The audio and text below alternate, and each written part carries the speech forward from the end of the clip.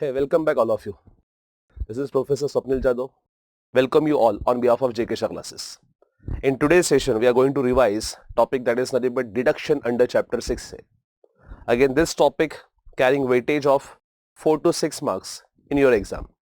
Generally ये topic को either आपके टोटल इनकम क्वेश्चन में फ्रेम किया जाएगा या तो फिर इंडिपेंडेंटली भी इस टॉपिक के ऊपर आपको क्वेश्चन फ्रेम किए जा सकते हैं.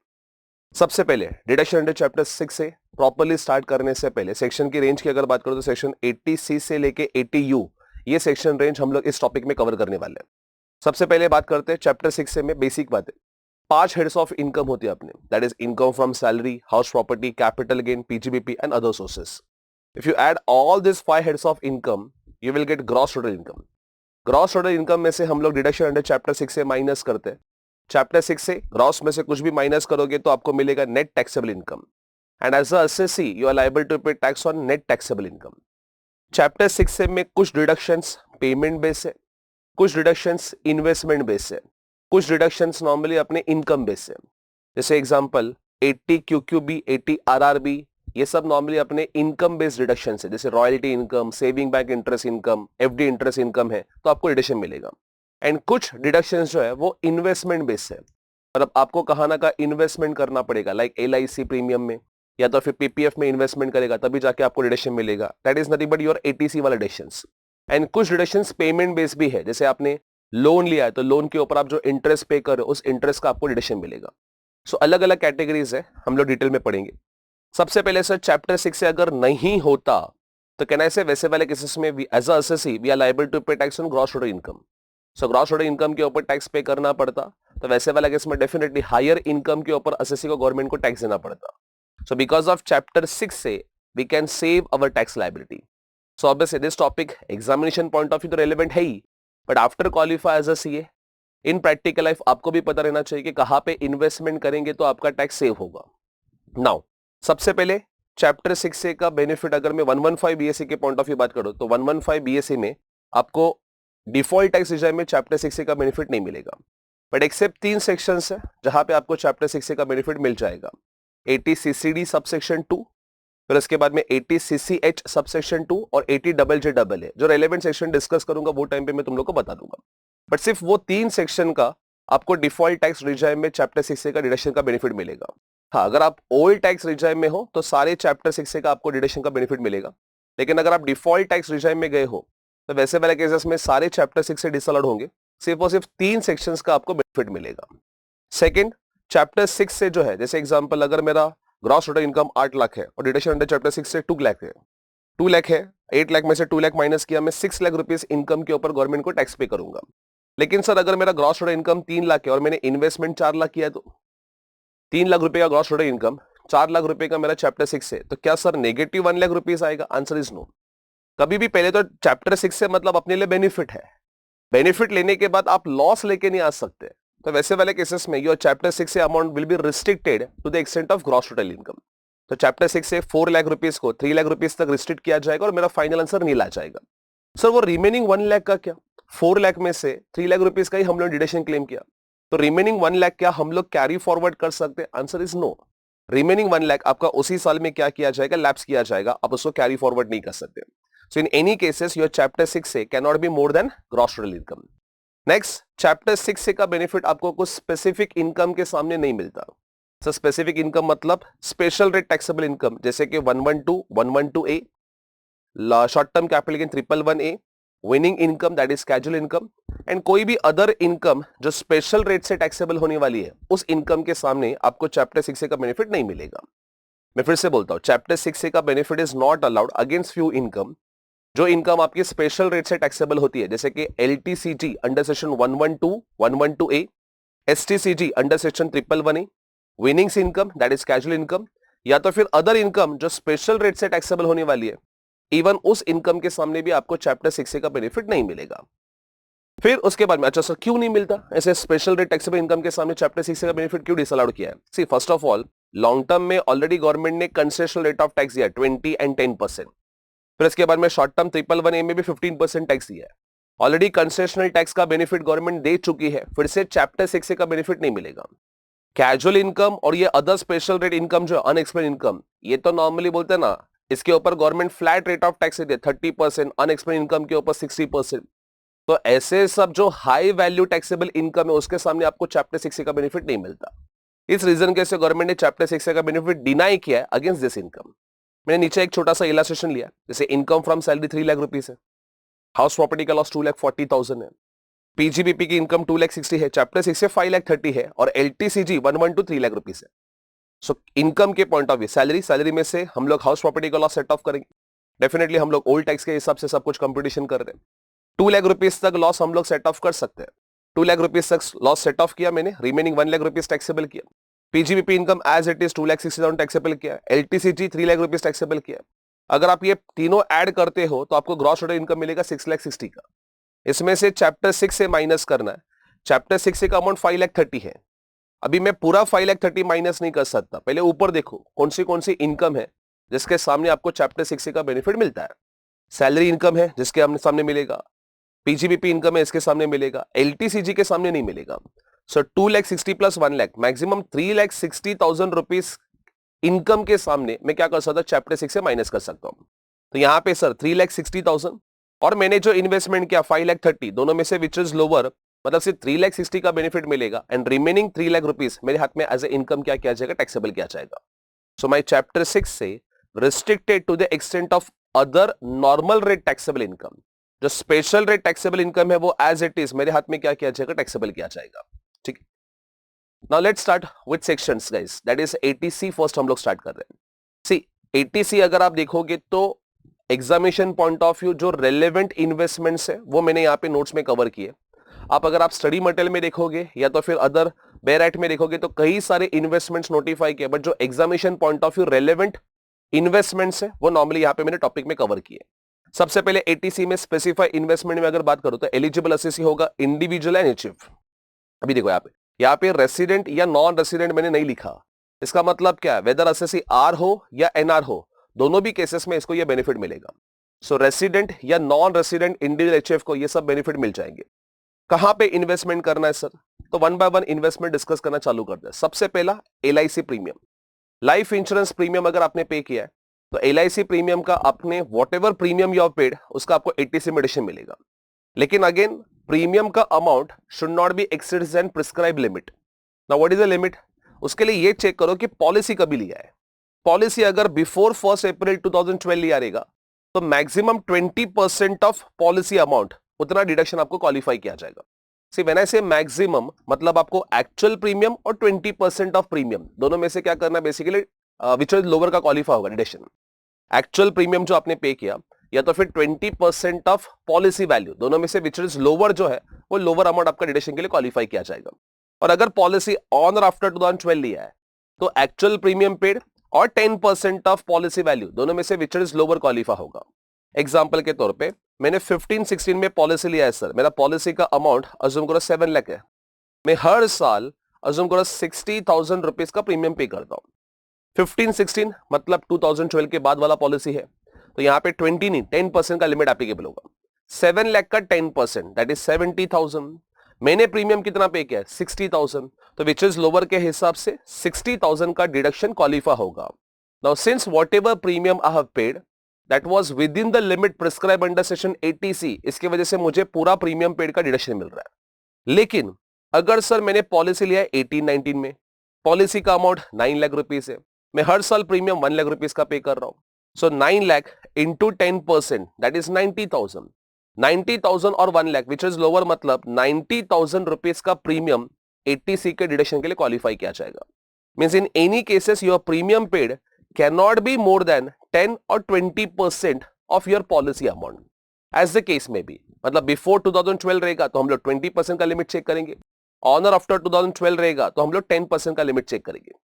लेकिन फाइनेंस एक्ट 2013 में और एक छोटा अमेंडमेंट आया, बोला कि अगर पॉलिसी हैंडीकैप असेसी के लिए लिया है तो हैंडीकैप के केसेस में मेंटेनेंस का कॉस्ट भी तो ज्यादा होगा, तो वैसे वाले केसेस में आपका एक्चुअल प्रीमियम पेड और 15% ऑफ पॉलिसी वैल्यू दोनों में से विच इज लोअर डिडक्शन के लिए क्वालिफाई होगा। बट ये फाइनेंस एक्ट 2013 का अमेंडमेंट एप्लीकेबल हुआ 1 अप्रैल 2013 एंड ऑनवर्ड्स। इसका मतलब सर 3 लिमिट आपको याद रखना है। 2012 के पहले का 20%, वेदर नॉर्मल असेसी या हैंडीकैप असेसी, 12-13 में पॉलिसी लिया है तो 10%, अगेन नॉर्मल पर्सन हो या हैंडीकैप हो। 2013 एंड उसके बाद में अगर पॉलिसी लिया है तो नॉर्मल पर्सन रहेगा तो 10% कंटिन्यू, लेकिन अगर फिजिकली हैंडीकैप रहेगा तो 15% डिडक्शन के लिए क्वालिफाई होगा। नाउ किसके नाम पे पॉलिसी लेना है सर? इंडिविजुअल के केसेस में सेल्फ, स्पाउस एंड चिल्ड्रंस का अगर आप LIC प्रीमियम पे करते हो डिडक्शन मिलेगा। सर स्पाउस, चिल्ड्रंस डिपेंडेंट हो या इंडिपेंडेंट हो फर्क नहीं पड़ता, सेल्फ, स्पाउस एंड चिल्ड्रंस का आपको क्या मिलेगा? डिडक्शन मिलेगा। सर मैंने LIC प्रीमियम पेरेंट्स का पे किया है, क्या मुझे उस चीज का यहां पे डिडक्शन मिलेगा? Answer is no. पेरेंट्स का यहां पे क्वालिफाई नहीं होगा, सिर्फ सेल्फ, स्पाउस एंड चिल्ड्रंस का क्वालिफाई किया जा रहा है। लेकिन मेरे पेरेंट्स ने मेरा LIC प्रीमियम पे किया, even though I am independent person, लेकिन मेरे पेरेंट्स ने मेरा LIC प्रीमियम पे किया, क्या उनको 80C में डिडक्शन मिलेगा? आंसर इज यस, बिकॉज यहां पे उनके लिए कैन आई से नॉर्मली उन्होंने चिल्ड्रंस का प्रीमियम पे किया है, चिल्ड्रंस का प्रीमियम पे किया, इसके वजह से उनको 80C में डिडक्शन मिल जाएगा। लेकिन मैंने पेरेंट्स का अगर LIC प्रीमियम पे किया तो मुझे 80C में डिडक्शन नहीं मिलेगा। HF के केसेस में एनी मेंबर्स ऑफ HF का अगर आप प्रीमियम पे कर रहे हो तो HF को 80C के अंदर क्या मिल जाएगा? डिडक्शन मिल जाएगा। ये तो अपना first point, that is life insurance premium. फिर सैलरी याद करो बेटा, सैलरी में अलग अलग टाइप के प्रोविडेंट फंड थे, SPF था, RPF था, सुपरएनुएशन फंड था।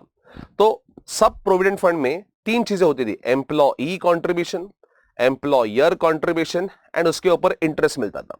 एम्प्लॉई कॉन्ट्रीब्यूशन टू PF है, तो employee contribution to statutory provident fund, recognised provident fund and approve superannuation fund, जितना भी कॉन्ट्रीब्यूशन किया उसका आपको क्या मिलेगा? 80C का डिडक्शन मिल जाएगा। What ever employee contribution for SPF, RPF and approve superannuation fund, उसका आपको 80C में डिडक्शन मिल जाएगा। लेकिन सर अगर मैंने UPF में कॉन्ट्रीब्यूट किया है, अनरिकॉग्नाइज्ड प्रोविडेंट फंड, UPF या URPF भी बोल सकते हो, सर एम्प्लॉई कॉन्ट्रीब्यूशन UPF में कॉन्ट्रीब्यूशन किया है तो क्या उसका 80C में डिडक्शन मिलेगा? तो आंसर इज ना बाबा ना, उसका तुम लोग को 80C के अंदर कोई डिडक्शन नहीं मिलेगा, सिर्फ SPF, RPF and approve superannuation fund, उसका तुम लोग को 80C में डिडक्शन मिल जाएगा। नेक्स्ट वाला that is NSC, national saving certificate. अगर आप कोई भी इन्वेस्टमेंट करते हो नेशनल सेविंग सर्टिफिकेट के अंदर तो उसका भी आपको क्या मिलेगा? 80C में डिडक्शन मिलेगा। लेकिन यहां पे लिखा है इंक्लूडिंग अक्रूड इंटरेस्ट, मतलब जो इंटरेस्ट ड्यू हुआ है बट रिसीव नहीं हुआ, उस इंटरेस्ट का भी आपको क्या मिलेगा? 80C में डिडक्शन मिलेगा। एग्जांपल अज्यूम करो मैंने इस साल में NSC में 1 लाख रुपीस का फ्रेश इन्वेस्टमेंट किया है। इस साल में मेरा NSC इंटरेस्ट का अमाउंट था 16,000, इसमें से मुझे रिसीव हुआ सिर्फ 10,000, मतलब 6,000 अक्रूड है लेकिन रिसीव नहीं हुआ है, आउटस्टैंडिंग है। तो सर मुझे 80C में कितना रुपीस का डिडक्शन मिलेगा? सर 1 लाख रुपीस जो फ्रेश इन्वेस्टमेंट किया उसका डिडक्शन भी मिलेगा, और जो अक्रूड इंटरेस्ट है 6,000 इवन इसका भी मुझे डिडक्शन मिलेगा। मतलब टोटल मुझे 1,06,000 रुपीस का क्या मिलेगा? 80C का डिडक्शन मिलेगा। और अगर मैं इनकम फ्रॉम अदर सोर्सेस की बात करूं, पूरा 16,000 NSC इंटरेस्ट मेरा इनकम फ्रॉम अदर सोर्सेस में क्या किया जाएगा? टैक्सेबल किया जाएगा। पहले तो 16,000 इंटरेस्ट मतलब इनकम है, इनकम है मतलब वो टैक्सेबल तो होने ही वाली है ऊपर हेड में। नीचे तुम लोग को चैप्टर 6 में जितना NSC इंटरेस्ट अक्रूड है वो अक्रूड इंटरेस्ट का आपको क्या मिलेगा? डिडक्शन मिलेगा। और एक एग्जांपल लेते हैं, अज्यूम करो सर मैंने इस साल में NSC में इन्वेस्टमेंट किया 60,000, इस साल का मेरा NSC इंटरेस्ट है अज्यूम करो 12,000, इसमें से 7,000 रुपीज रिसीव हुआ है और 5,000 रुपीज अक्रूड है, अक्रूड मतलब आउटस्टैंडिंग है। तो आप मुझे बोलो पहले तो पूरा 12,000 कैन ऐसे टैक्सेबल होगा under that income from other sources. फिर नेक्स्ट वाला 80C की अगर बात करो तो 80C में जो फ्रेश इन्वेस्टमेंट किया दैट इज अबाउट 60,000 प्लस आपका जो अक्रूड इंटरेस्ट है that is about 5,000, 60,000 plus 5,000, 65,000 rupees का मुझे 80C में क्या मिलेगा? डिडक्शन मिलेगा। सो जितना भी अक्रूड इंटरेस्ट है और प्लस जो फ्रेश इन्वेस्टमेंट किया है वो दोनों अमाउंट का आपको क्या मिलेगा बेटा? 80C में डिडक्शन मिलेगा। नेक्स्ट अगर आप हाउसिंग लोन लेते हो गाइस, हाउसिंग लोन लेते हैं तो हम लोग जो EMI पे करते हैं उस EMI में प्रिंसिपल कंपोनेंट होता है प्लस इंटरेस्ट कंपोनेंट होता है। भी याद करो इंटरेस्ट कंपोनेंट है उसका तो आप सेक्शन 24 सबसेक्शन बी में इनकम फ्रॉम हाउस प्रॉपर्टी में डिडक्शन लेते हो। प्रिंसिपल अमाउंट का क्या सर? तो लॉ मेकर्स बोलते हैं प्रिंसिपल अमाउंट का तुम लोग क्या कर सकते हो? 80C में डिडक्शन ले सकते हो। प्रिंसिपल अमाउंट का 80C में डिडक्शन ले सकते हो, लेकिन वो लोन किस पर्पस के लिए लेना चाहिए? सिर्फ परचेस एंड कंस्ट्रक्शन, मतलब रिपेयर्स रिनोवेशन के लिए लोन लिया है तो प्रिंसिपल अमाउंट का आपको डिडक्शन नहीं मिलेगा। परचेस कंस्ट्रक्शन के लोन लिया है तो तुम लोग को डिडक्शन मिलेगा। और ये चीज लोन किसके पास से लेना है? बैंक और फाइनेंशियल इंस्टीट्यूशन, किसी के पास से भी लोन लिया है तो आपको डिडक्शन नहीं मिलेगा।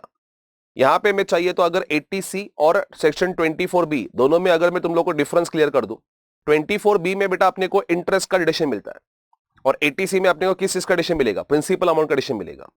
नेक्स्ट वाला 24B में loan can be taken for purchase था, कंस्ट्रक्शन था, रिपेयर्स था, रिनोवेशन, किसी के लिए भी लोन लिया है तो भी डिडक्शन मिलता था। लेकिन अगर मैं इसकी बात करूं 80C में, तो लोन किसके लेना है, सिर्फ परचेस और कंस्ट्रक्शन के लेना है। फिर वहां पे 24B में loan can be taken from any person था, किसी के पास से भी लोन लिया तो भी डिडक्शन मिलेगा। लेकिन यहां पे loan should be taken from bank और फाइनेंशियल इंस्टीट्यूशन ही होना चाहिए। फिर वहां पे अगर आपको याद रहेगा तो डिडक्शन जो मिलता था, ऊपर मैंने बोल दिया किसका डिडक्शन मिलता था, प्रिंसिपल अमाउंट, और यहां पे किसका डिडक्शन मिलेगा तुम लोग को, इंटरेस्ट का। तो सर मतलब इन शॉर्ट ये दोनों डिफरेंसेस तुम लोग को याद रखने हैं, 24B वाला और 80C वाला। तो जो भी आपने हाउसिंग लोन रीपेमेंट किया, प्रिंसिपल कंपोनेंट जो आपने बैंक एंड फाइनेंशियल इंस्टीट्यूशन के लिया था फॉर परचेस और कंस्ट्रक्शन, उस अमाउंट का आपको 80C के अंदर क्या मिल जाएगा, डिडक्शन मिल जाएगा। प्लस अगर आपने बैंक या पोस्ट ऑफिस में 5 इयर्स या उससे ज्यादा पीरियड के लिए एफडी की है, पोस्ट ऑफिस या तो फिर बैंक में जाके आपने 5 साल या उससे ज्यादा पीरियड के लिए क्या बना के रखा, एफडी बना के रखा है, तो जितना भी अमाउंट का आपने एफडी बनाया उस अमाउंट का आपको क्या मिलेगा, 80C में डिडक्शन मिलेगा। सर हम लोग को हर साल डिडक्शन मिलेगा क्या, हर साल डिडक्शन चाहिए बेटा, तो हर साल आपको नया नया एफडी एवरी ईयर क्रिएट करना पड़ेगा। इस साल में मैंने अगर 1 लाख का एफडी बना तो इस साल में 1 लाख का मुझे डिडक्शन मिल जाएगा, फिर उसी 1 लाख का नेक्स्ट ईयर में फिर से डिडक्शन नहीं मिलेगा। नेक्स्ट ईयर में अगर मुझे रिडक्शन चाहिए तो फिर से मुझे क्या करना पड़ेगा, अनदर इन्वेस्टमेंट करना पड़ेगा एफडी में, और वो एफडी का भी ड्यूरेशन 5 इयर्स या उससे ज्यादा होना चाहिए तो जाके मुझे रिडक्शन मिलेगा। नेक्स्ट आपके पेरेंट्स आपका जो एजुकेशन या ट्यूशन फीस जो पे करते हैं, व्हेन आई से education tuition fees means I am talking about normal school या तो फिर कॉलेज फीस की बात हो रही है। स्कूल या कॉलेज का जो बेसिक फीस पे किया जा रहा है उसका भी उनको क्या मिलेगा, 80C में डिडक्शन मिलेगा। सर कितने बच्चों का डिडक्शन मिलेगा, मैक्सिमम 2 चिल्ड्रंस। सर कौन से 2 बच्चे, any 2 childrens you can claim. मतलब ऐसा नहीं है कि फीफो बेसिस के ऊपर नॉर्मली जो बड़े बच्चे हैं उनका ही डिडक्शन मिलेगा, एनी 2 चिल्ड्रंस का नॉर्मली आप क्या कर सकते हो, ट्यूशन फीस तुम लोग डिडक्शन के लिए क्वालिफाई कर सकते हो। लेकिन जो एजुकेशन है वो फुल टाइम और इंडिया में एजुकेशन होना चाहिए। मतलब पेरेंट्स के बच्चे अज्यूम करो अब्रॉड में पढ़ रहे हैं, वहां पे नॉर्मली कुछ अमाउंट स्पेंड कर रहे हैं, उसका इंडिया में डिडक्शन क्लेम करना चाहते हैं तो डिडक्शन नहीं मिलेगा। इंडिया में फुल टाइम एजुकेशन हो रहा है तो वैसे वाले केसेस में डिडक्शन मिल जाएगा। भी आज के तारीख में बच्चों का फीस कम, डोनेशन ज्यादा होता है, तो गवर्नमेंट बोलते हैं हम लोग सिर्फ बेसिक फीस का डिडक्शन देंगे, डोनेशन डेवलपमेंट फीस के नाम पे लिया है उसका कोई डिडक्शन नहीं मिलेगा। जैसे एग्जांपल आपको क्वेश्चन में दिया है कि टोटल फीस पे 2 लाख रुपीस, 2 लाख रुपीस में 1,70,000 तो डोनेशन ही है, बेसिक फीस आपका सिर्फ 30,000 है, तो सिर्फ ये 30,000 का डिडक्शन क्या हो जाएगा, क्वालिफाई हो जाएगा। 1,70,000 जो डोनेशन के नाम पे अमाउंट पे किया है उस अमाउंट का आपको कोई डिडक्शन नहीं मिलेगा। नेक्स्ट वाला, अगर आपने नाबार्ड के बॉन्ड्स में इन्वेस्टमेंट किया, that is national agricultural bank for rural development, NABARD के बॉन्ड में इन्वेस्टमेंट किया है तो उसका भी आपको 80C में डिडक्शन मिलेगा।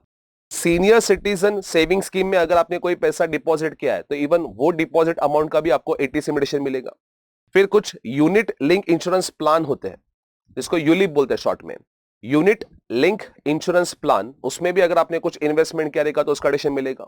म्यूचुअल फंड में भी कुछ यूटीआई या तो फिर अदर म्यूचुअल फंड के कुछ नोटिफाई यूनिट्स में अगर आपने इन्वेस्टमेंट किया है, सारे म्यूचुअल फंड में नहीं, कुछ टैक्स सेवर्स म्यूचुअल फंड्स होते हैं, infrastructure development related mutual funds होते हैं, उसमें अगर आपने इन्वेस्टमेंट किया रहेगा तो भी आपको 80C के अंदर क्या मिल जाएगा, डिडक्शन मिल जाएगा।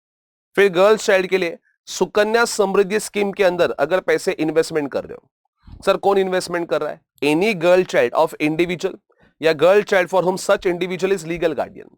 मतलब पेरेंट्स अपने बच्चे के फ्यूचर एजुकेशन के लिए या तो फिर फ्यूचर में शादी करने के लिए कुछ अगर खर्चा होने वाला उसके लिए अभी से थोड़ा थोड़ा सेविंग करके रख रहे हैं, तो जो भी अमाउंट इन्वेस्ट किया पेरेंट्स ने उस गर्ल चाइल्ड के नाम पे सुकन्या समृद्धि स्कीम में, तो उस अमाउंट का क्या मिलेगा, आपको डिडक्शन मिलेगा।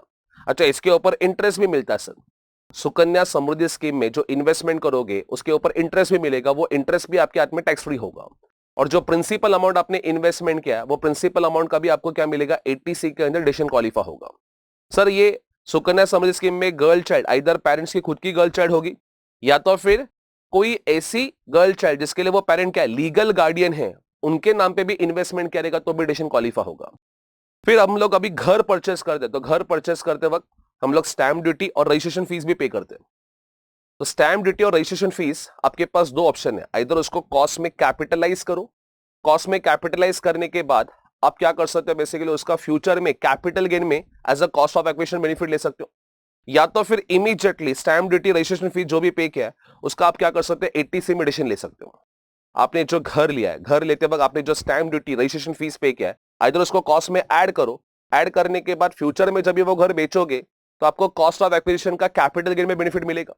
या तो फिर इमीडिएटली जो भी स्टैम्प ड्यूटी रजिस्ट्रेशन फीस पे किया उसका आप क्या करते हो 80C में एडिशन क्लेम कर सकते हो। फिर तुम लोग को कैपिटल गेन में as a cost of acquisition का बेनिफिट नहीं मिलेगा। दोनों में से कोई एक बेनिफिट तुम लोग क्वालिफाई किया जा सकता है। इतने सारे इन्वेस्टमेंट्स गवर्नमेंट ने 80C के अंदर नोटिफाई किए। अभी तुम लोग बोलोगे सर मजा ही आ जाएगा अगर हमारा सैलरी सपोज 8 लाख है, 5 लाख के अंदर तो वैसे भी रिबेट होता है। सर मैं 4 लाख का इन्वेस्टमेंट कर दूंगा, 4 लाख का इन्वेस्टमेंट करने के बाद 4 लाख रुपए की सैलरी बची, 4 लाख की सैलरी बची तो उसमें तो ऑब्वियसली टैक्स मेरा नील हो जाएगा because of rebate under section 87A। तो इतना ईजी नहीं है। मतलब ये चैप्टर 6 का बेनिफिट जो मिलेगा ये तुम लोग को मैक्सिमम ये सबका मिला के 1.5 लाख का मिलेगा। और आपने पहले ही रिवाइज किया है तो आपको भी पता है ये 1.5 लाख रुपया सिर्फ 80C का नहीं है, 2-3 सेक्शन का मर्ज करके गवर्नमेंट ने 1,50,000 का लिमिट नोटिफाई किया है। मतलब यहां पे बोला इंडिविजुअली कि आपको 80C का डिडक्शन कितना रुपए का मिल जाएगा 1,50,000, लेकिन 2-3 सेक्शन होने के बाद तुम लोग को रियलाइज होगा कि एग्रीगेट 2-3 सेक्शन मिला के क्लब लिमिट 1,50,000 रुपीज है। नाउ कुछ नोट्स करस्पॉन्डिंग 80C के कॉन्टेक्स्ट में। सबसे पहले अगर कोई भी एसएससी का लाइफ इंश्योरेंस पॉलिसी अगर टर्मिनेट हुआ है, गवर्नमेंट बोल रही है कि हम लोग 80C में इतना सब आपको डिडक्शन दे रहे हैं, तो कुछ कमिटमेंट आपसे पास भी चाहते हैं। जैसे अभी किसी ने एफडी बना, 5 साल का एफडी बोला था, तो आपने 7 साल के लिए एफडी बनाया, लेकिन 1-2 साल के बाद ही वो एफडी तोड़ के पैसा विड्रॉ कर लिया, तो वैसे वाले केसेस में ऑब्वियसली बेनिफिट मिलना ही नहीं चाहिए क्योंकि 5 इयर्स का मिनिमम पीरियड के लिए आपको एफडी बनाना था। बनाया आपने 7 साल का, लेकिन 2 साल के बाद पैसे विड्रॉ किए, तो वैसे वाले केसेस में अगर कोई भी एफडी से पैसा या सीनियर सिटीजन सेविंग स्कीम में से 5 इयर्स के अंदर पैसा विड्रॉ करते हो तो जो भी आपने डिडक्शन पहले क्लेम किए थे वो विड्रॉ होकर आपके हाथ में क्या किए जाएंगे, टैक्सेबल किए जाएंगे। सेम वे अगर आपने घर के related stamp duty and registration fees का डिडक्शन लिया है, अगर आपने घर बेचा with in 5 years from end of the financial year, तो वैसे वाले केसेस में भी अगेन जो benefit stamp duty registration fees का 80C में आपने क्लेम किया था वो विड्रॉ होकर आपके हाथ में क्या किया जाएगा, टैक्सेबल किया जाएगा। सेम वे यूलिप जो है, यूलिप या तो फिर उसका प्रीमियम आपने पे नहीं किया for at least period of 5 years, या लाइफ इंश्योरेंस प्रीमियम उसका प्रीमियम आपने कॉन्सेक्यूटिव 2 इयर्स का पे नहीं किया है, तो वैसे वाले केसेस में इसमें से कोई भी अगर वॉयलेशन हुआ तो जो भी आपने डिडक्शन पहले क्लेम किए थे वो आपके हाथ में विड्रॉ होके क्या किए जाएंगे, डीम टू बी इनकम मान के टैक्सेबल किए जाएंगे। ये तो अपना section 80C guys. Next section 80CCC that is contribution to pension fund of LIC। Pension fund of LIC में कोई भी इंडिविजुअल अगर इन्वेस्टमेंट कर रहा है तो इंडिविजुअल जितना भी पेंशन फंड ऑफ LIC में इन्वेस्टमेंट करेगा तो उसको 80CCC में एडिशन मिलेगा। इन्वेस्टमेंट जो है हिमसेल्फ खुद के लिए नॉर्मली पेंशन प्लान में इन्वेस्टमेंट करना है, आइदर LIC के पेंशन प्लान में इन्वेस्टमेंट कर सकते हो या कोई भी अदर इंश्योरेंस कंपनी के पेंशन प्लान में भी आप इन्वेस्टमेंट कर सकते हो। जितना भी इन्वेस्टमेंट किया रहेगा उसका आपको 80CCC में एडिशन मिलेगा, लेकिन यहां पे भी मैक्सिमम डिडक्शन जो है वो 1,50,000 का मिलेगा। मतलब अज्यूम करो एज अ एसएससी मैंने 2 lakh rupees 80CCC pension plan में इन्वेस्टमेंट किया है, तो इस 2 लाख रुपीस में से मैक्सिमम 1,50,000 डिडक्शन के लिए क्या होगा, क्वालिफाई होगा। रिमेनिंग अमाउंट तुम लोग का क्या हो जाएगा, डिस्क्वालीफाई हो जाएगा। मतलब 1,50,000 से ज्यादा इन्वेस्टमेंट किया है तो मैक्स 1,50,000 रुपीस का डिडक्शन 80CCC में क्वालिफाई होगा।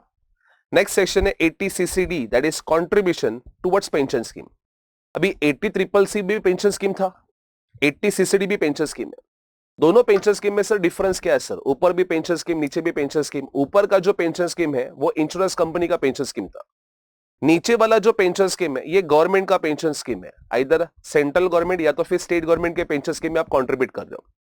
अगर सेंट्रल गवर्नमेंट या स्टेट गवर्नमेंट के पेंशन स्कीम में कंट्रीब्यूट कर रहे हो तो सेम लाइक प्रोविडेंट फंड यहां पे कुछ एम्प्लॉई का कंट्रीब्यूशन होगा, कुछ एम्प्लॉयर का कंट्रीब्यूशन होगा। Employee as well as employer दोनों मिलकर पेंशन स्कीम में क्या करेंगे, कंट्रीब्यूट करेंगे। नाउ एम्प्लॉई जो भी एक्चुअल कंट्रीब्यूशन कर रहा है वो या 10% of salary which is lower का अमाउंट डिडक्शन के लिए क्वालिफाई होगा। 80CCD subsection 1 talks about employee contribution. Employee contribution में जितना भी आपने एक्चुअल कंट्रीब्यूशन किया है या 10% of salary which is lower amount deduction के लिए क्वालिफाई होगा। और अगर एम्प्लॉयर कंट्रीब्यूशन की बात करो तो पहले ये आपके हाथ में इनकम फ्रॉम सैलरी में फुल्ली टैक्सेबल होगा, बिकॉज आपके भी यहाँ पे आपका एम्प्लॉयर कंट्रीब्यूट कर रहा है तो ये आपके लिए बेनिफिट है। बेनिफिट है मतलब ऊपर इनकम फ्रॉम सैलरी में क्या किया जाएगा, टैक्सेबल किया जाएगा। एंड फिर नीचे 80 सीसीडी सबसेक्शन 2 के अंदर उसका क्या मिलेगा, डिडक्शन मिलेगा। नाउ कितना डिडक्शन मिलेगा, वही सेम एक्चुअल कंट्रीब्यूशन और 10% of salary which is lower amount का डिडक्शन क्वालिफाई होगा। लेकिन एज आई टोल्ड यू ये गवर्नमेंट के पेंशन स्कीम है, तो गवर्नमेंट के एम्प्लॉई अगर कंट्रीब्यूशन कर रहे हैं, सेंट्रल या स्टेट गवर्नमेंट के एम्प्लॉई अगर कंट्रीब्यूशन कर रहे हैं, तो उनके केसेस में एम्प्लॉयर मतलब गवर्नमेंट खुद होगा। तो गवर्नमेंट के एम्प्लॉय के लिए गवर्नमेंट अगर कंट्रीब्यूशन कर रही है तो वहां पे 10% के जगह पे 14% ऑफ सैलरी डिडक्शन क्वालिफाई होगा। तो फिर से देखो यहाँ पे क्या बोला मैंने तुम लोग को, सबसे पहले employee contribution, employer contribution. 80 CCD subsection 1 में what ever actual employee contribution या 10% of salary which is lower का आपको क्या मिलेगा, डिडक्शन मिलेगा। फिर उसके बाद में एम्प्लॉयर कंट्रीब्यूशन, पहले ऊपर इनकम फ्रॉम सैलरी में पूरा अमाउंट क्या होगा, टैक्सेबल। एंड फिर नीचे 80 सीसीडी सबसेक्शन 2 के अंदर आपको क्या मिलेगा, डिडक्शन मिलेगा। सेम फॉर्मूला, एक्चुअल कंट्रीब्यूशन या तो फिर 10% ऑफ सैलरी, दोनों में से विच इज लोअर का डिडक्शन मिलेगा। मतलब आपने अगर 15% ऑफ सैलरी कंट्रीब्यूट किया है तो पूरा 15% ऊपर इनकम फ्रॉम सैलरी में टैक्सेबल होगा। नीचे डिडक्शन लेने के टाइम पे आपको ये फॉर्मूला अप्लाई करना है। और अगर गवर्नमेंट का एम्प्लॉय है तो वहां पे एम्प्लॉयर मतलब गवर्नमेंट खुद होगी, तो वहां पे instead of 10% 14% of salary deduction के लिए क्वालिफाई होगा। अभी तुम लोग पूछोगे सर सैलरी मतलब क्या, तो सैलरी मतलब वही अपना basic salary plus DA in terms लिया जाएगा। हाँ, लेकिन अगर कोई मार्केटिंग एम्प्लॉय है तो वैसे वाले केसेस में basic salary plus DA in terms plus turnover commission percentage form में अगर कुछ है तो उसको भी कंसिडर करना है। नाउ सर अगर आपने एनपीएस में कंट्रीब्यूट किया है, एनपीएस मतलब न्यू पेंशन स्कीम या नोटिफाई पेंशन स्कीम बोल सकते हो, 2015 के आसपास नोटिफाई पेंशन स्कीम का कंसेप्ट आया था, तो उसको प्रमोट करने के लिए गवर्नमेंट ने बोला कि अगर आपने एनपीएस में कंट्रीब्यूट किया है तो एडिशनल 80 सीसीडी 1B के अंदर आपको क्या मिलेगा, 50,000 रुपीज तक का एडिशन मिलेगा। मतलब एम्प्लॉई का कंट्रीब्यूशन अगर एनपीएस में है तो सबसेक्शन 1 के अंदर 10% ऑफ सैलरी डिडक्शन मिलेगा ही, एडिशनली सबसेक्शन 1B के अंदर भी डिडक्शन मिलेगा but subject to maximum 50,000 rupees. अभी इसका सीक्वेंस क्या होना चाहिए, रेगुलर क्लासेस में हम लोग ने कई सारे सम किए थे, वहां पे आप ये कर सकते हो। Tax planning point of view मैंने बोला था पहले आपको 80 सीसीडी 1B के अंदर 50,000 रुपीज देना है, वहां पे यूज होने के बाद बचा हुआ अमाउंट है वो तुम लोग सबसेक्शन 1 के अंदर क्लेम करोगे, देन कंपेयर करोगे 10% ऑफ सैलरी के साथ विच इज लोअर का सबसेक्शन 1 के अंदर तुम लोग डिडक्शन लोगे। सर ऐसा क्यों करना है, पहले 1B के अंदर 50 फिर सबसेक्शन 1 के अंदर आप रिमेनिंग अमाउंट डिडक्शन के लिए दे रहे हो, ऐसा क्यों कर रहे हो सर, ऑर्डर क्यों शफल कर रहे हो? बिकॉज 80 CCE ये सेक्शन अपने को बोलता है कि 80C 80CCC और 80 CCD 1 तीनों मिला के मैक्सिमम 1,50,000 का एडिशन मिलेगा। मतलब स्टार्टिंग में अपने को बड़े बड़े ख्वाब दिखाया, बोला कि 80C के अंदर इंडिविजुअली आपको 1,50,000 मिलेगा, 80CCC के अंदर इंडिविजुअली 1,50,000 मिलेगा, फिर बाद में औकात दिखा दी, बोला कि नॉर्मली ये तीनों सेक्शन मिलके एग्रीगेट डिडक्शन जो है वो एग्रीगेट डिडक्शन आपका 1,50,000 का मिलेगा। मतलब 80C 80CCC और 80 CCD सबसेक्शन 1, अभी सीसीडी सबसेक्शन 1 मतलब ये किसका कंट्रीब्यूशन है, एम्प्लॉई कंट्रीब्यूशन, ये तीनों मिला के मैक्सिमम 1,50,000 का आपको एग्रीगेट डिडक्शन मिलेगा। प्रैक्टिकल लाइफ में 80C में ही सर ये 1,50,000 का लिमिट एग्जॉस्ट हो जाएगा, बट क्वेश्चन में आपको देखना पड़ेगा ये तीनों सेक्शन का मिला के एग्रीगेट डिडक्शन एज पर सेक्शन 80 CCE 1,50,000 क्वालिफाई होगा। अभी देखो 80 CCD 1 ये भी तुम लोग का ये तीनों सेक्शन में ऐड होकर 1,50,000 मिल रहा है। इसके लिए मैंने बोला कि फर्स्ट तुम लोग को सबसेक्शन 1B के अंदर 50,000 दे देना, बिकॉज अगर पहले तुम लोग ने सबसेक्शन 1 के अंदर दिया 10% सैलरी, बचा हुआ अमाउंट अगर सबसेक्शन 1B में डाल रहे हो तो मे बी आपका वो 50 का पूरा लिमिट एग्जॉस्ट नहीं होगा। इस रीजन के वजह से फर्स्ट 50,000 रुपीज तुम लोग को सबसेक्शन 1B में देना है एंड रिमेनिंग अमाउंट जो है वो तुम लोग क्या करोगे, सबसेक्शन 1 के अंदर दोगे and then overall aggregate limit 80C CCC और CCD 1 मैक्सिमम 1,50,000 का लिमिट लगाओगे। अभी मेरे वाले केसेस में अगर बात करो तो मेरे वाले केसेस में sir there is no employee और employer contribution. As a self employed person मैं जो भी कंट्रीब्यूशन करूंगा गवर्नमेंट के पेंशन स्कीम में वो मेरा ही खुद का कंट्रीब्यूशन होगा। तो ऐसे वाले केसेस में एक्चुअल जो मेरा कंट्रीब्यूशन है और 20% ऑफ जीटीआई। अभी देखो 20% मतलब मेरे वाले केसेस में कहना चाहिए ये 10-10 अलग अलग नहीं है, मैं अकेला ही कंट्रीब्यूट कर रहा हूं। सैलरीड एम्प्लॉय के लिए एम्प्लॉई का कंट्रीब्यूशन फिर एम्प्लॉयर का कंट्रीब्यूशन, मेरे वाले केसेस में तो मैं अकेला ही कंट्रीब्यूट करूंगा, तो इसके लिए ये दोनों ऐड करके 20% किया है।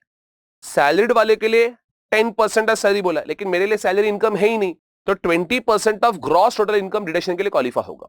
सो अदर इंडिविजुअल मतलब they are talking about other than salaried employee, जो सेल्फ एम्प्लॉयड पर्सन है जिनकी बिजनेस इनकम है, वो लोग अगर गवर्नमेंट के पेंशन स्कीम में कंट्रीब्यूट करना चाहते हैं तो एक्चुअल कंट्रीब्यूशन या 20% of GTI which is lower का डिडक्शन क्वालिफाई किया जाएगा। अगर तुम लोग सर डिफॉल्ट टैक्स रिजाइम में गए हो, दैट इज सेक्शन 115 बीएसए में गए, तो वैसे वाले केसेस में सर 80 सीसीडी सबसेक्शन 2 का आपको क्या मिल जाएगा, ये डिडक्शन मिल जाएगा। मतलब ओल्ड टैक्स रिजाइम में गए तो दोनों का मिलेगा, सबसेक्शन 1 का भी मिलेगा, 1B का भी मिलेगा, सबसेक्शन 2 का भी मिलेगा। लेकिन अगर डिफॉल्ट टैक्स रिजाइम में गए तो 1 और 1B नहीं मिलेगा, 80 सीसीडी सबसेक्शन 2 का आपको डिडक्शन मिल जाएगा। और मैं बोलूं ये दे रहे डिडक्शन तो कोई गवर्नमेंट मेहरबानी नहीं कर रही है, बिकॉज ऑलरेडी ये डिडक्शन का अमाउंट जो भी एक्चुअल कॉन्ट्रीब्यूशन है वो ऊपर पूरा इनकम फ्रॉम सैलरी में टैक्सेबल हुआ है। इस रीजन के से नीचे तुम लोगों को क्या दिया जा रहा है, उस चीज का डिडक्शन दिया जा रहा है। फिर उसके बाद में पेंशन स्कीम में से जब भी आप पैसा विड्रॉ करोगे गाइस, एनपीएस, जब भी आप अकाउंट क्लोज करोगे तो क्लोज होने के टाइम पे आपको क्या मिलेगा, पैसे मिलेंगे। तो जो भी आपको लमसम अमाउंट मिल रहा है जब भी एनपीएस अकाउंट क्लोज होगा या पेंशन स्कीम में से जब भी पैसा विड्रॉ करोगे, यहां पे एसपीएफ आरपीएफ जैसे फुल्ली एग्जाम नहीं किया है, यहां पे बोला कि एग्जामेशन मिलेगा बट सब्जेक्ट टू मैक्सिमम 60%। जो भी आपको लमसम अमाउंट मिल रहा है वो लमसम अमाउंट का 60% आप एग्जामेशन क्लेम करोगे, रिमेनिंग 40% क्या हो जाएगा, टैक्सेबल हो जाएगा। सो जब भी आप अकाउंट क्लोज करोगे, क्लोजर के टाइम पे जो भी आप पैसा विड्रॉ करोगे तो विड्रॉल के टाइम पे whatever process you have receive उसका 60% एग्जेम्प्ट होगा, रिमेनिंग 40% टैक्सेबल होगा। लेकिन अगर आपने वो पैसा क्लोजर के पहले ही विड्रॉ किया, partial withdrawal from NPS by an employee, मुझे ना पार्शियल विड्रॉल मतलब बेसिकली आपने क्लोजर के टाइम पे नहीं, जब भी अकाउंट क्लोज हो रहा नहीं पहले ही आपने प्री विड्रॉल कर लिया, तो वैसे वाले केसेस में गवर्नमेंट फिर एग्जेम्पशन सिर्फ 25% का मिलेगा, 60% का नहीं। गवर्नमेंट चाहती है कि exemption long term point of view, investment long term point of view retain रहे। अगर आपने शॉर्ट में इमीडिएटली पैसे की जरूरत थी, पैसा विड्रॉ किया, तो गवर्नमेंट फिर 60% नहीं, फिर तुम लोग को 25% का एग्जेम्पशन मिलेगा, रिमेनिंग अमाउंट आपके हाथ में 75% टैक्सेबल होगा। और अगर मैं as a self employed person अगर प्री विड्रॉल कर रहा हूं, मतलब मैच्योरिटी के पहले पैसा विड्रॉ कर रहा हूं, तो मुझे ये 25% भी एग्जेम्पशन नहीं मिलेगा, मेरे हाथ में वो पूरा टैक्सेबल किया जाएगा। तो फिर से बोलता हूं, क्लोजर के टाइम पे अगर पैसा विड्रॉ कर रहे हैं तो सैलरीड एम्प्लॉय हो या तो फिर सेल्फ एम्प्लॉयड पर्सन हो, दोनों भी केसेस में 60% का एग्जेम्पशन, रिमेनिंग 40% टैक्सेबल होगा। लेकिन अगर क्लोजर के पहले अगर कुछ भी पार्शियल अमाउंट विड्रॉल कर रहे हो तो सिर्फ 25% का आपको एग्जेम्पशन मिलेगा, रिमेनिंग 75% टैक्सेबल होगा। But this 25% exemption is available only for salaried employee, मतलब नॉन सैलरीड एम्प्लॉय है उसके हाथ में तो यह अमाउंट क्या किया जाएगा, फुल्ली टैक्सेबल किया जाएगा। और अगर एम्प्लॉय के डेथ के बाद सर उसका एनपीएस का जितना भी फंड एक्यूमुलेट हुआ था वो उसके नॉमिनी को या लीगल हेयर को पे हो रहा है, तो मतलब फिर वैसे वाले केस में अमाउंट उसके हाथ में क्या किया जाएगा, फुली एग्जेम किया जाएगा। मतलब एम्प्लॉय के डेथ के बाद अगर एनपीएस में जितना भी फंड एक्यूमुलेट हुआ था वो अमाउंट नॉमिनी को या लीगल हेयर को हैंडओवर किया जाएगा, तो वो अमाउंट रिसीवर के हाथ में क्या किया जाएगा, फुली एग्जेम किया जाएगा। So that was your section 80 CCD guys. Next start करते हैं, that is about section 80D, that is medical insurance premium. Medical insurance premium में अगेन किसके लिए एडिशन मिलेगा, individual and HF. Individual and HF जो भी मेडिक्लेम प्रीमियम पे करेंगे खुद के और खुद के फैमिली मेंबर्स का, उसका उनको क्या मिलेगा, 80D के अंदर एडिशन मिलेगा। सर एलिजिबल पेमेंट कहां कहां पे पेमेंट करना है, आइदर तुम लोग मेडिकल इंश्योरेंस प्रीमियम पे करोगे या तो फिर सेंट्रल गवर्नमेंट के कुछ हेल्थ स्कीम्स होते हैं उसमें भी तुम लोग कॉन्ट्रीब्यूशन कर सकते हो, या तो फिर प्रिवेंटिव हेल्थ चेकअप के लिए जो भी आपने एक्सपेंसेस इनकर्ड किए रहेंगे उसका भी आपको एडिशन मिल सकता है। प्रिवेंटिव हेल्थ चेकअप मतलब रूटीन चेकअप के लिए जो हम लोग डॉक्टर के पास जाते रहते हैं, जो रेगुलर चेकअप के लिए हम लोग डॉक्टर के पास जाते हैं, तो जो भी हम लोग एक्सपेंसेस करते हैं, उनको जो फीस पे करते हैं, इवन वो फीस का भी as a preventive health checkup expenses आप क्या कर सकते हो, एडिशन क्लेम कर सकते हो। नाउ मेडिकल इंश्योरेंस प्रीमियम ये आपका कंपलसरी जो है वो अदर देन कैश में पे होना चाहिए। अगर कैश में पे किया है तो आपको 80D के अंदर क्या नहीं मिलेगा, एडिशन नहीं मिलेगा।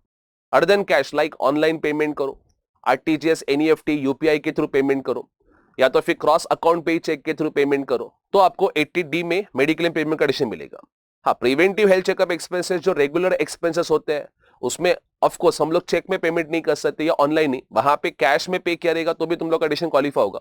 लेकिन मेडिक्लेम प्रीमियम के केसेस में कंपलसरी आपको अदर देन कैश पे करना है तो ये 80D के अंदर एडिशन क्वालिफाई होगा। सर किसका इसका प्रीमियम पे किया तो हम लोग को एडिशन मिलेगा, either self, spouse, dependent childrens या तो फिर पेरेंट्स। एलआईसी के केसेस में डिपेंडेंट चिल्ड्रन ऐसा नहीं बोला था और पेरेंट्स तो थे ही नहीं वहां पे, लेकिन मेडिक्लेम की अगर बात करो तो यहाँ पे सेल्फ, स्पाउस, डिपेंडेंट चिल्ड्रन या तो फिर पेरेंट्स का प्रीमियम पे किया तो एडिशन मिलेगा।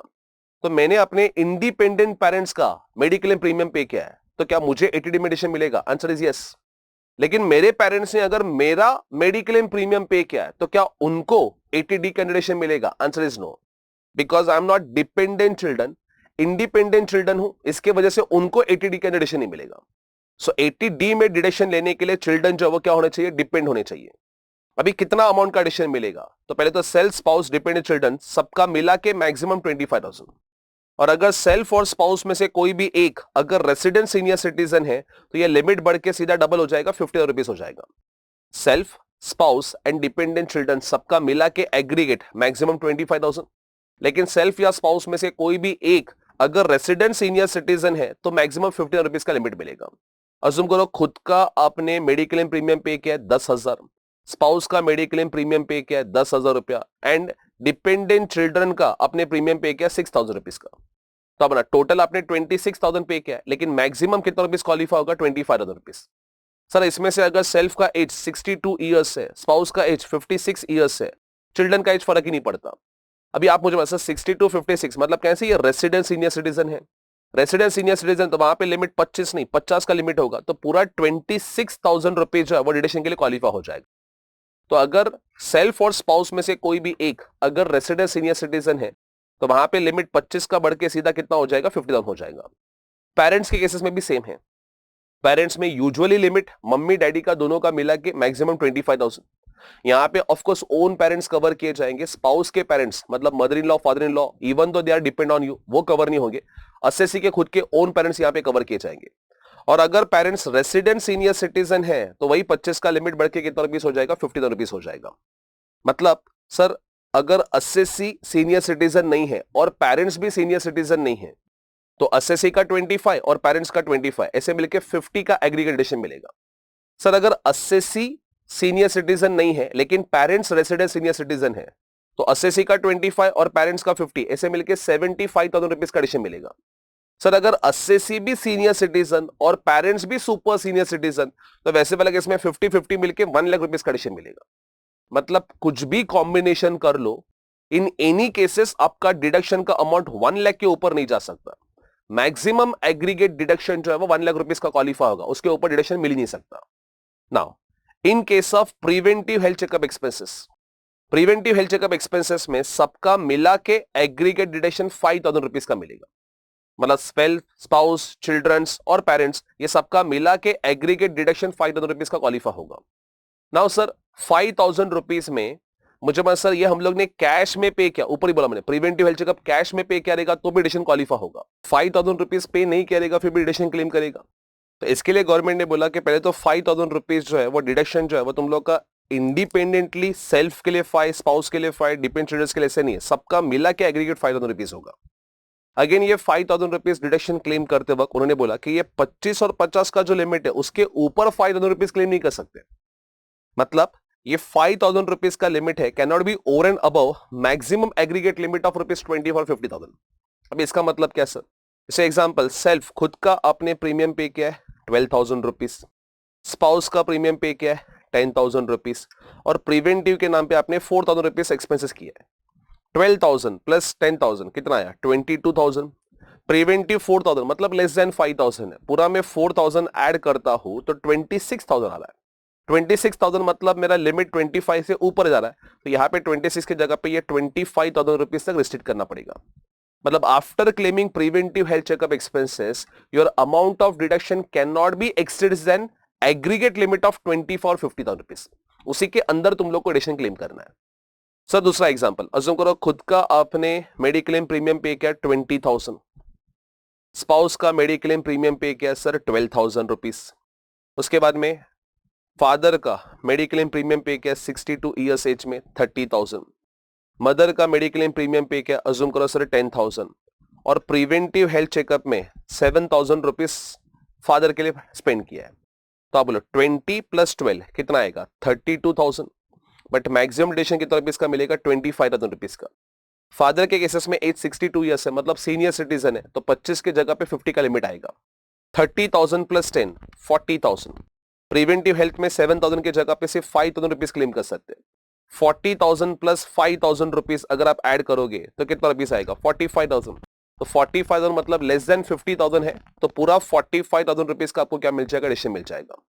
One more example, sir assume करो आपने मेडिक्लेम खुद का पे किया है 10,000, स्पाउस का मेडिक्लेम प्रीमियम पे किया है 15,000, preventive health checkup expenses spouse के लिए स्पेंड किया है 2,000 रुपीज, फादर का मेडिक्लेम प्रीमियम एज 65 ईयर्स पे किया है 30,000, मदर का मेडिक्लेम प्रीमियम पे किया है अज्यूम करो सर 10,000, उसके बाद में प्रिवेंटिव हेल्थ चेकअप एक्सपेंसेस के लिए अज्यूम करो इनके लिए अमाउंट स्पेंड किया है 12,000 रुपीज का,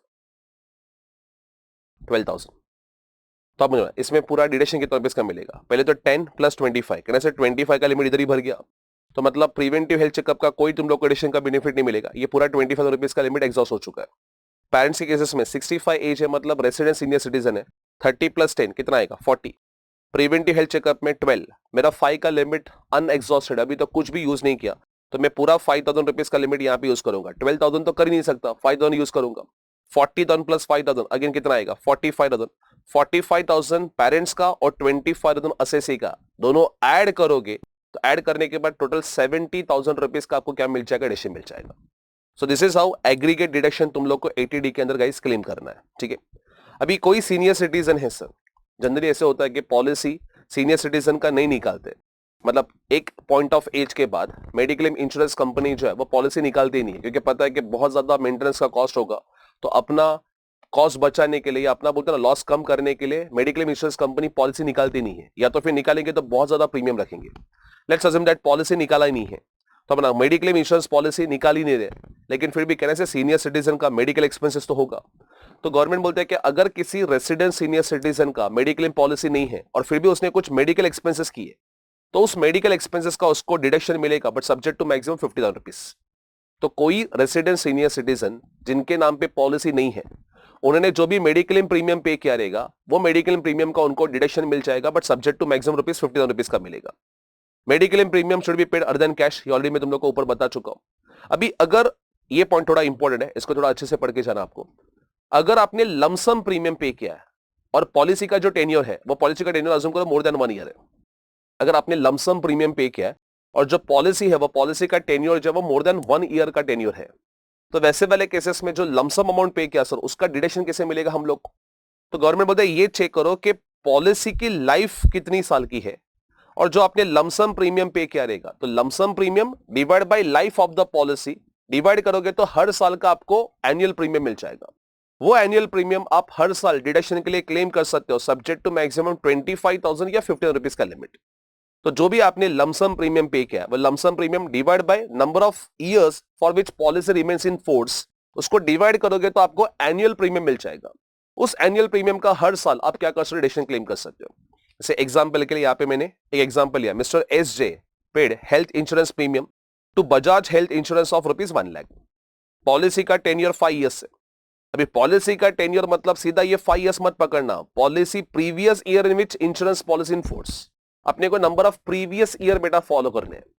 पॉलिसी लिया था 1 सितंबर 22 को और मैच्योरिटी हो रहा है 31 अगस्त 27 को, तो 1 सितंबर 22 मतलब 22-23, तो 22-23, 23-24, 24-25, 25-26 एंड 27-28, मुझे पता सर मतलब टोटल 6 इयर्स नॉर्मली पॉलिसी चल रही है। फिर से बोलता, पॉलिसी लिया था 1 सितंबर 22, तो 22-23, 23-24, 24-25, 25-26, 26-27 एंड 27-28, मतलब 6 साल तक आपका पॉलिसी चल रहा है। तो 6 साल प्रीवियस ईयर तक पॉलिसी है, तो 1 लाख को डिवाइड बाय क्या किया जाएगा, 6 किया जाएगा। 1 लाख डिवाइड बाय 6 करोगे तो आपको 16,667 which is again less than 25,000 है, तो पूरा अमाउंट का डिडक्शन क्वालिफाई किया जाएगा। ये एग्जाम में एक बार टारगेट किया था टोटल इनकम के क्वेश्चन में, तो आपको ये प्रीमियम वाला लमसम वाला तुम लोग को अच्छे से पढ़ के जाना है। तो लमसम प्रीमियम में जो भी लमसम अमाउंट पे किया और जितने साल के लिए प्रीवियस ईयर के लिए आपका पॉलिसी इन फोर्स है उसको डिवाइड करोगे तो आपको एनुअल प्रीमियम मिल जाएगा, उस एनुअल प्रीमियम का आपको डिडक्शन मिल जाएगा। मेजॉरिटी स्टूडेंट के सिली मिस्टेक क्या होंगे, लाइफ ऑफ पॉलिसी 5 इयर्स देख के सीधा डिवाइड बाय 5 कर देंगे, वैसा नहीं करना है। आपको ये देखना है कि प्रीवियस ईयर कितने साल के लिए वो पॉलिसी इन फोर्स है, उसके बेसिस के ऊपर आपको क्या करना है, डिडक्शन क्लेम करना है।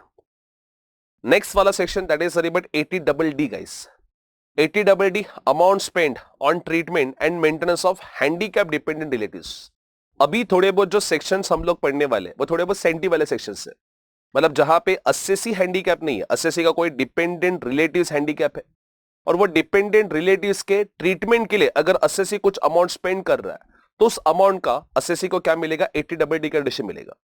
अगेन रिपीट, यहां पे असेसी हैंडीकैप नहीं है, असेसी का कोई डिपेंडेंट रिलेटिव्स हैंडीकैप है और वो उसके ऊपर होली डिपेंडेंट है, और उसके ट्रीटमेंट के लिए अगर असेसी कुछ अमाउंट स्पेंड कर रहा है तो उस अमाउंट स्पेंड का असेसी को क्या मिलेगा, 80 डबल डी का डिडक्शन मिलेगा।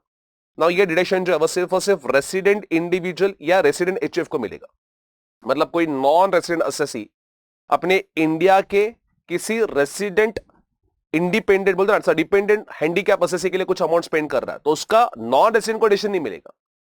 डिडक्शन जो है वो किसको मिलेगा, सिर्फ और सिर्फ रेसिडेंट असेसी को मिलेगा। तो रेसिडेंट इंडिविजुअल या रेसिडेंट एचयूएफ जो भी हैंडीकैप ट्रीटमेंट के लिए अपने रिलेटिव्स के ट्रीटमेंट के लिए अमाउंट स्पेंड कर रहा है तो उसको उनको एडिशन मिल जाएगा। अभी तुम लोग मुझे पूछोगे सर डिपेंडेंट रिलेटिव्स मतलब कौन कौन आएंगे, तो यहाँ पे डिपेंडेंट रिलेटिव्स मतलब आएंगे that is but spouse, childrens, parents, brother and sister. लेकिन अगेन रिपीट, ये सब आपके ऊपर क्या होने चाहिए, होली डिपेंडेंट होने चाहिए, तो ही आपने जो ट्रीटमेंट के लिए अमाउंट स्पेंड किया उसका एडिशन मिलेगा।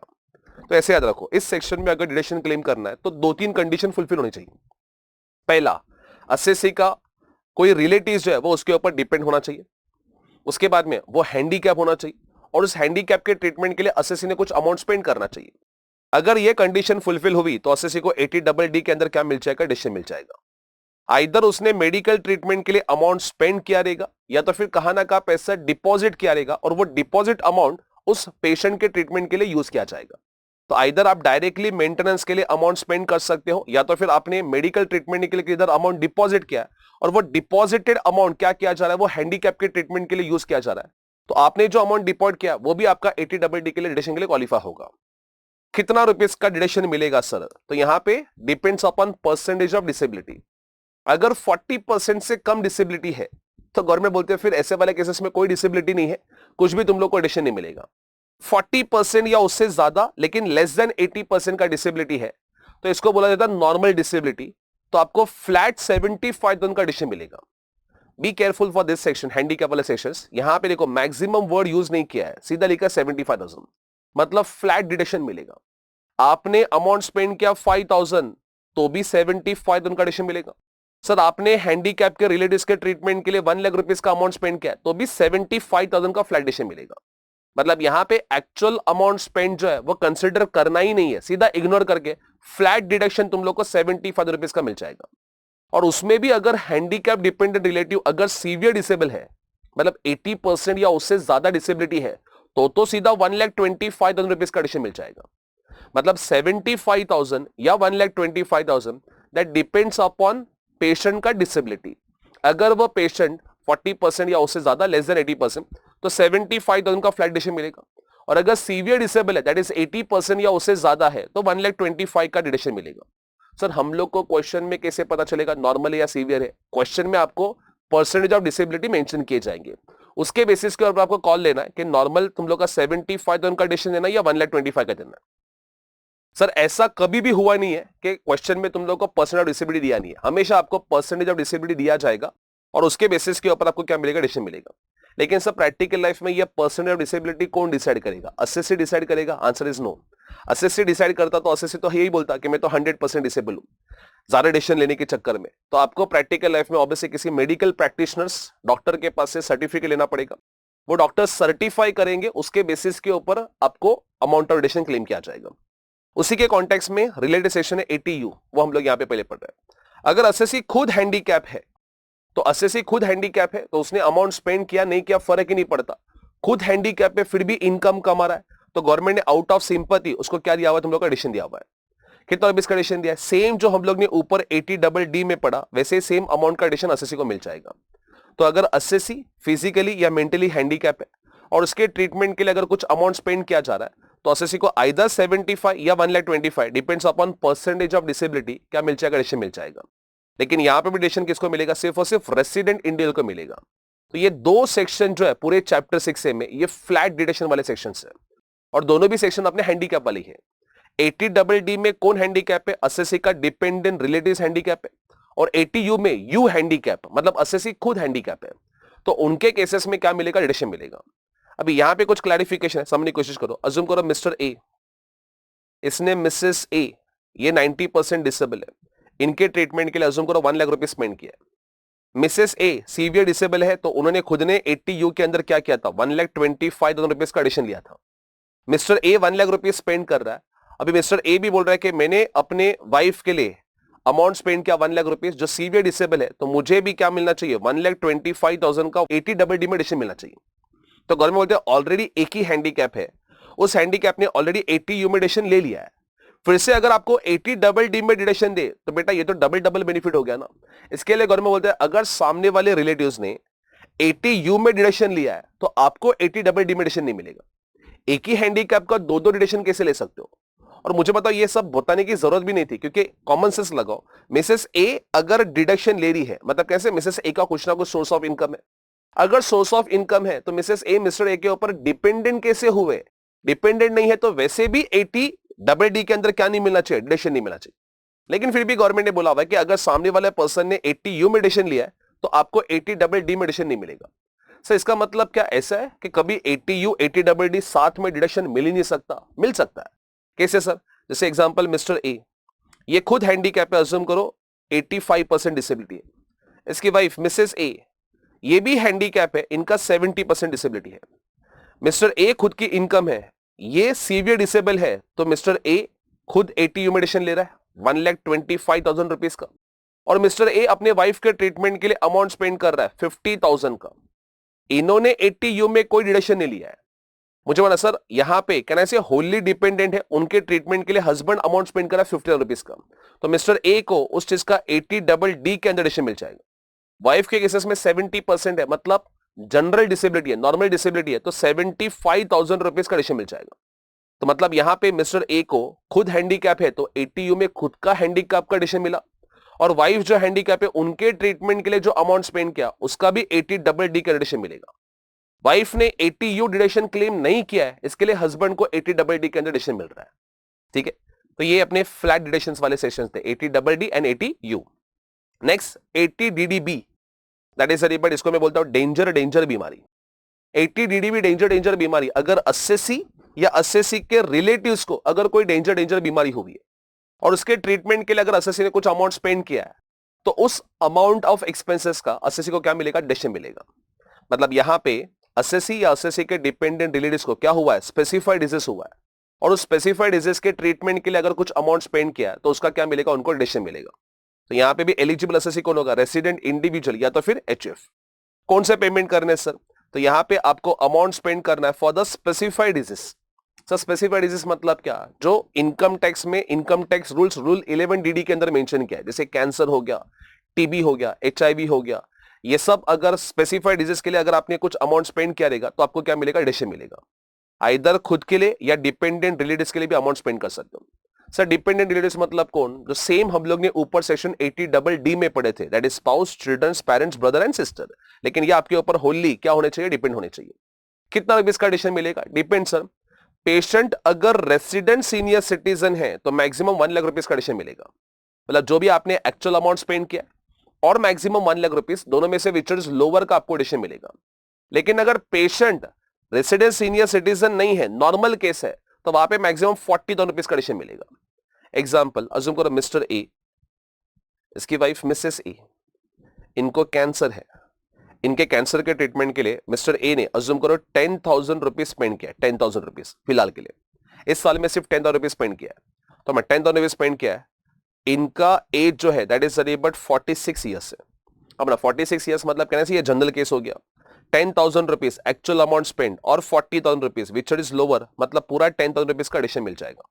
सर अगर 1 लाख रुपीज स्पेंड किया रहता तो 1 लाख रुपीज स्पेंड किया रहता तो 1 लाख और 40,000 विच इज लोअर, मतलब 40,000 रुपीज का एडिशन क्वालिफाई होता। सर अगर पेशेंट का एज 66 ईयर्स होता तो 66 ईयर्स मतलब रेसिडेंट सीनियर सिटीजन है, तो वैसे वाले केस में 1 लाख और maximum 1 lakh which is lower, मतलब 1 लाख रुपीज का पूरा एडिशन क्वालिफाई होता। मतलब डिपेंड्स अपॉन पेशेंट, पेशेंट के बेसिस के ऊपर कितना रुपीज का डिडक्शन मिलने वाला है वो तुम लोग का डिसाइड किया जाएगा।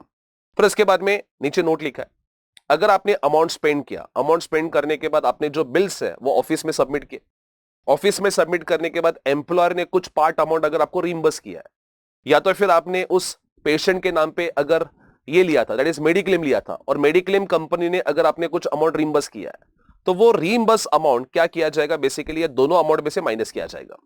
जैसे कि एग्जांपल के तौर पे ए ने अमाउंट स्पेंड किया है, मिसेस ए अज्यूम करो टीबी के ट्रीटमेंट के लिए 50,000 रुपीज, ठीक है, इनका एज 62 ईयर्स है।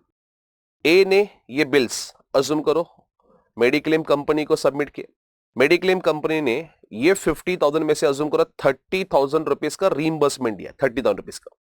तो आप मुझे बोला ए के पॉकेट से नेट कितना खर्चा हुआ, इनिशियली 50 स्पेंड किया था लेकिन 30,000 रीइंबर्स भी हुआ, तो अपना 50,000 माइनस 30,000 कहने से उसने 20 रुपीज स्पेंड किया। अच्छा, पेशेंट का एज रेसिडेंट सीनियर सिटीजन है, तो what is the limit 1 lakh, लेकिन 1 लाख में से भी रीइंबर्समेंट अमाउंट 30,000 तुम लोग को माइनस करना है, मतलब 70,000। सो 20 और 70 विच इज लोअर, मतलब 20,000 रुपीज का डिडक्शन क्या किया जाएगा, क्वालिफाई किया जाएगा। मतलब आपका जो भी अमाउंट रीइंबर्समेंट है वो एक्चुअल अमाउंट पेड और मैक्सिमम जो एग्रीगेट लिमिट है, दोनों में से क्या करना है, तुम लोग का अमाउंट माइनस करना है। या तो फिर मैथमेटिकली पहले दोनों में से विच इज लोअर कर लेना, 50,000 और 1 lakh which is lower, that is the रिबट 50,000। 50,000 में से भी डायरेक्टली 30,000 माइनस करोगे तो भी तुम लोग को आंसर 20,000 ही मिलेगा। तो आइदर ऑफ द केसेस तुम लोग क्या कर सकते हो, दोनों में से तुम लोग रीइंबर्समेंट अमाउंट माइनस करो, या पहले विच इज लोअर करना, लोअर वाला जो अमाउंट आएगा उसमें से भी अमाउंट रीइंबर्स तुम लोग माइनस कर सकते हो, आपको आंसर सेम ही मिलेगा। ये था अपना guys section 80 DDB, that is रिबट danger बीमारी। तो ये 3 सेक्शंस थोड़े बीमारी वाले सेक्शन से। 80 DD हैंडीकैप के ट्रीटमेंट के लिए अमाउंट स्पेंड किया है, 80 यू हैंडीकैप है तो उसके केसेस मेडिटेशन लिया है, और 80 DDB डेंजर बीमारी के लिए अगर अमाउंट स्पेंड किया है। तीनों केसेस में कॉमन ट्रीटमेंट क्या था, बेसिकली असेसिव रेसिडेंट होना चाहिए, रेसिडेंट है तो ही तुम लोग को रिडक्शन मिलेगा, अदरवाइज रिडक्शन नहीं मिलेगा। नेक्स्ट वाला फाइनेंस एक्ट 2023 के थ्रू नया सेक्शन आया था, that is rebate Agnipath scheme वाला। मतलब अग्निपथ स्कीम के अंदर जो भी इंडियन आर्म फोर्स में एम्प्लॉइज हायर किए जाएंगे, that is called as Agniveer. Agnipath scheme के अंदर जो भी इंडियन आर्म फोर्स के अंदर जो एम्प्लॉइज हायर किए जाएंगे, अपॉइंट किए जाएंगे, that is called as Agniveer. उनका एम्प्लॉयमेंट जनरली 4 to 5 ईयर्स का ही नॉर्मली एम्प्लॉयमेंट होगा। मतलब गवर्नमेंट ने इंडियन आर्म फोर्स में एक बैकअप के लिए अग्निपथ स्कीम इंट्रोड्यूस किया था। इनको ट्रेनिंग प्रोवाइड किया जाएगा, ट्रेनिंग प्रोवाइड करने के बाद ऑब्वियसली अगर जरूरत पड़ी तो इंडियन आर्म फोर्स के साथ इनको भी यूज किया जाएगा। तो मतलब इन शॉर्ट इनके लिए गवर्नमेंट ने एक अग्निपथ स्कीम लॉन्च किया था। इसके लिए पहले तो जो भी एम्प्लॉइज हायर किए जाएंगे उस एम्प्लॉय को बोला जाएगा अग्निवीर, और इनके लिए एक अलग से कॉर्पस फंड क्रिएट किया गया था जिसको बोलते हैं Agniveer corpus fund. Same like pension only, आप इसको ना 80 CCD के साथ लिंकअप करके पढ़ना। सेम ट्रीटमेंट यहां पे भी है। देखो यहां पे भी एम्प्लॉई कॉन्ट्रीब्यूशन होगा, that is Agniveer contribution. Employer contribution होगा, मतलब ये सेंट्रल गवर्नमेंट के अंडर आते हैं तो सेंट्रल गवर्नमेंट का कॉन्ट्रीब्यूशन होगा, और इन दोनों के कॉन्ट्रीब्यूशन के ऊपर कुछ ना कुछ क्या मिलेगा, आपको इंटरेस्ट मिलेगा। एम्प्लॉई कॉन्ट्रीब्यूशन होगा, एम्प्लॉयर कॉन्ट्रीब्यूशन होगा, और दोनों के कॉन्ट्रीब्यूशन ऊपर क्या मिलेगा, तुम लोगों को इंटरेस्ट मिलेगा। जो भी अग्निवीर कॉन्ट्रीब्यूट कर रहा है जनरली इनके स्कीम के हिसाब से इनका जो भी एनुअल पैकेजेस है, जो भी सैलरी है, उसका 30% अमाउंट जो है वो क्या करना पड़ेगा, उनको कॉर्पस फंड के अंदर कॉन्ट्रीब्यूट करना पड़ेगा। मतलब कॉर्पस फंड के अंदर इन्वेस्ट किया जाएगा, उनको सिर्फ 70% सैलरी हैंडओवर किया जाएगा, 30% जो है वो अमाउंट डिडक्ट करके कॉर्पस फंड में इन्वेस्टमेंट किया जाएगा। उतना ही इक्विवेलेंट अमाउंट सेंट्रल गवर्नमेंट अपने पॉकेट से क्या करेगी, अग्निवीर कॉर्पस फंड में इन्वेस्टमेंट करेगी, और ये दोनों के कॉर्पस फंड के कंट्रीब्यूशन के ऊपर क्या मिलते जाएगा, इंटरेस्ट री इन्वेस्ट किया जाएगा। मतलब हर साल में जो इंटरेस्ट मिलेगा वो विड्रॉ करने नहीं मिलेगा, वो फिर से री इन्वेस्ट किया जाएगा। हर साल ऐसे Agniveer contribution, employer contribution, interest, ये हर साल री इन्वेस्ट तुम लोग को नॉर्मली किया जाएगा। अभी इसमें डिडक्शन का ट्रीटमेंट कैसे मिलेगा, तो जो भी अग्निवीर का कंट्रीब्यूशन है, एम्प्लॉय कंट्रीब्यूशन, उसका आपको 80 CCH सबसेक्शन 1 के अंदर डिडक्शन मिल जाएगा। जो भी एम्प्लॉयर कंट्रीब्यूट कर रहा है, मतलब सेंट्रल गवर्नमेंट एम्प्लॉयर आपके बिहाफ पे कंट्रीब्यूट कर रही है, वो तो आपके लिए इनकम है। इनकम है मतलब ऊपर इनकम फ्रॉम सैलरी में पहले क्या किया जाएगा, टैक्सेबल किया जाएगा, और फिर नीचे 80 CCH सबसेक्शन 2 के अंदर क्या दिया जाएगा, आपको डिडक्शन दिया जाएगा। मतलब एक तरह से देखोगे तो इफेक्ट क्या हो रहा है, नल्लीफा हो रहा है। पहले ऊपर इनकम फ्रॉम सैलरी में क्या किया, टैक्सेबल किया, और फिर नीचे 80cch सबसेक्शन 2 के अंदर आपको क्या मिलेगा, डिडक्शन मिलेगा। तो मतलब इन शॉर्ट इफेक्ट जो बाय डिफॉल्ट क्या हो जाएगा, नलिफा हो जाएगा। लेकिन जरा मुझे सर, जब भी एम्प्लॉय रिटायर होंगे, 4 या 5 साल का इनका एम्प्लॉयमेंट होगा, उसके बाद में इनका रिटायरमेंट आएगा। रिटायरमेंट के टाइम पे कहना से यही कॉर्पस फंड री इन्वेस्ट हुआ था, उसका अच्छा खासा लमसम अमाउंट इनको पे किया जाएगा। तो वो लमसम अमाउंट इनके हाथ में फुल्ली एग्जेम्प्ट होगा अंडर सेक्शन 10 क्लॉज 12C। या तो फिर ऐसे भी हो सकता है कि सर 2-3 साल ही कॉन्ट्रीब्यूट किया, उसके बाद में इनको जब भी जॉब पे भेजा तो वो टाइम पे वॉर वाले सिचुएशन में इनका ऑफिशियल ड्यूटी डिस्चार्ज करते वक्त डेथ हुआ। डेथ होने के बाद जो उनके कॉर्पस फंड में पैसा एक्यूमुलेट हुआ था वो उनके नॉमिनी को पे किया जाएगा। तो नॉमिनी के हाथ में भी ये पैसा क्या किया जाएगा, फुल्ली एग्जेम्प्ट होगा अंडर सेक्शन 10 क्लॉज 12C। तो वेदर मैच्योरिटी के टाइम पे पैसा अग्निवीर को मिले या तो फिर अग्निवीर के डेथ के वजह से पैसा अगर उनके लीगल हेयर या नॉमिनी को मिले, दोनों भी केसेस में ये अमाउंट क्या किया जाएगा, फुल्ली एग्जेम्प्ट होगा अंडर सेक्शन 10 क्लॉज 12C। अच्छा सर, अगर आप 115 BAC में गए हो, 115 BAC that is default tax regime, default tax regime में गए हो, तो वैसे वाले केसेस में आपको 80cch सबसेक्शन 2 का भी क्या मिलेगा, डिडक्शन मिलेगा। ऐसे तो तुम लोग को कोई चैप्टर 6 का बेनिफिट नहीं मिलता 115 BAC में, लेकिन 115 BAC में गए रहेंगे तो 80cch 2 का तुम लोग को डिडक्शन जरूर मिलेगा। अगेन वही सेम ट्रीटमेंट, यहां पे भी कोई गवर्नमेंट मेहरबानी नहीं करी है, क्योंकि पहले ऊपर ये इनकम फ्रॉम सैलरी में क्या हो रहा है, टैक्सेबल हो रहा है, तभी जाके नीचे तुम लोग को 80cch 2 के अंदर क्या मिल रहा है गाइस, डिडक्शन मिल रहा है। तो ये था अपना 80cch। नेक्स्ट वाला जो सेक्शन है दैट इज 80E वाले सीरीज है। मतलब 80E वाले जो सीरीज है ना, ये सब लोन वाले सीरीज है। इस लोन के ऊपर आपने जो इंटरेस्ट पे किया वो इंटरेस्ट का आपको क्या मिलेगा, डिडक्शन मिलेगा। वन बाय वन स्टार्ट करते हैं। पहले 80E, ई मतलब एजुकेशन। एजुकेशन के लिए अगर आपने कोई लोन लिया है, अभी एजुकेशन भी कौन सा sir, higher education. Sir higher education मतलब क्या, any education after higher secondary तुम लोग नॉर्मली लोगे, that is called as higher education. Higher education मतलब सीनियर बोलते ना, बेसिकली सेकेंडरी एजुकेशन के बाद, एग्जामिनेशन के बाद जो भी तुम लोग का फर्दर कोर्सेस करते हो, 12th के बाद जो भी बेसिकली कोर्सेस करते हो, वो सब तुम लोग के कौन से कोर्सेस कंसिडर किए जाएंगे, हायर कोर्सेस। मतलब सर 12th के बाद हम लोग बीकॉम भी करते हैं, बीकॉम भी बेसिकली हायर एजुकेशन होगा। आंसर इज यस, इस सेक्शन के हिसाब से बीकॉम भी हायर एजुकेशन होगा। हाँ, लेकिन बीकॉम के लिए बैंक लोन भी देना चाहिए। लोन दे रहा है तो लोन के केसेस में जो भी गाइस आप इंटरेस्ट पे करोगे, उस इंटरेस्ट का आपको क्या मिलेगा, डिडक्शन मिलेगा। सर लोन किसके लिए लिया लेगा हम लोग ने, आइदर खुद के लिए, स्पाउस के एजुकेशन के लिए, चिल्ड्रंस के एजुकेशन के लिए, या तो फिर कोई ऐसा स्टूडेंट जिसके लिए आप क्या हो, लीगल गार्डियन हो, इसके एजुकेशन के लिए भी लोन लिया जाएगा तो भी डिडक्शन मिलेगा।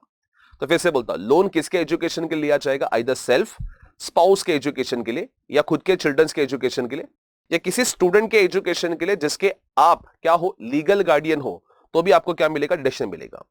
सो लोन किसके पास से लेना है, बैंक और फाइनेंशियल इंस्टीट्यूशन के पास से लिया तो वेरी गुड।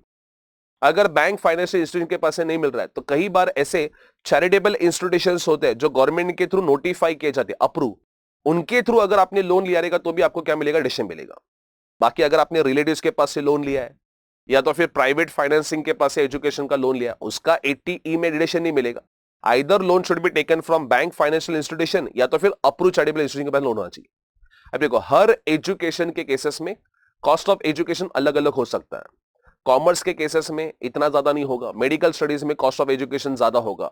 इसके लिए गवर्नमेंट ने यहाँ पे कोई लिमिट नहीं रखा है, जितना आपने एक्चुअल इंटरेस्ट पे किया है उतना अमाउंट का आपको डिडक्शन मिल जाएगा।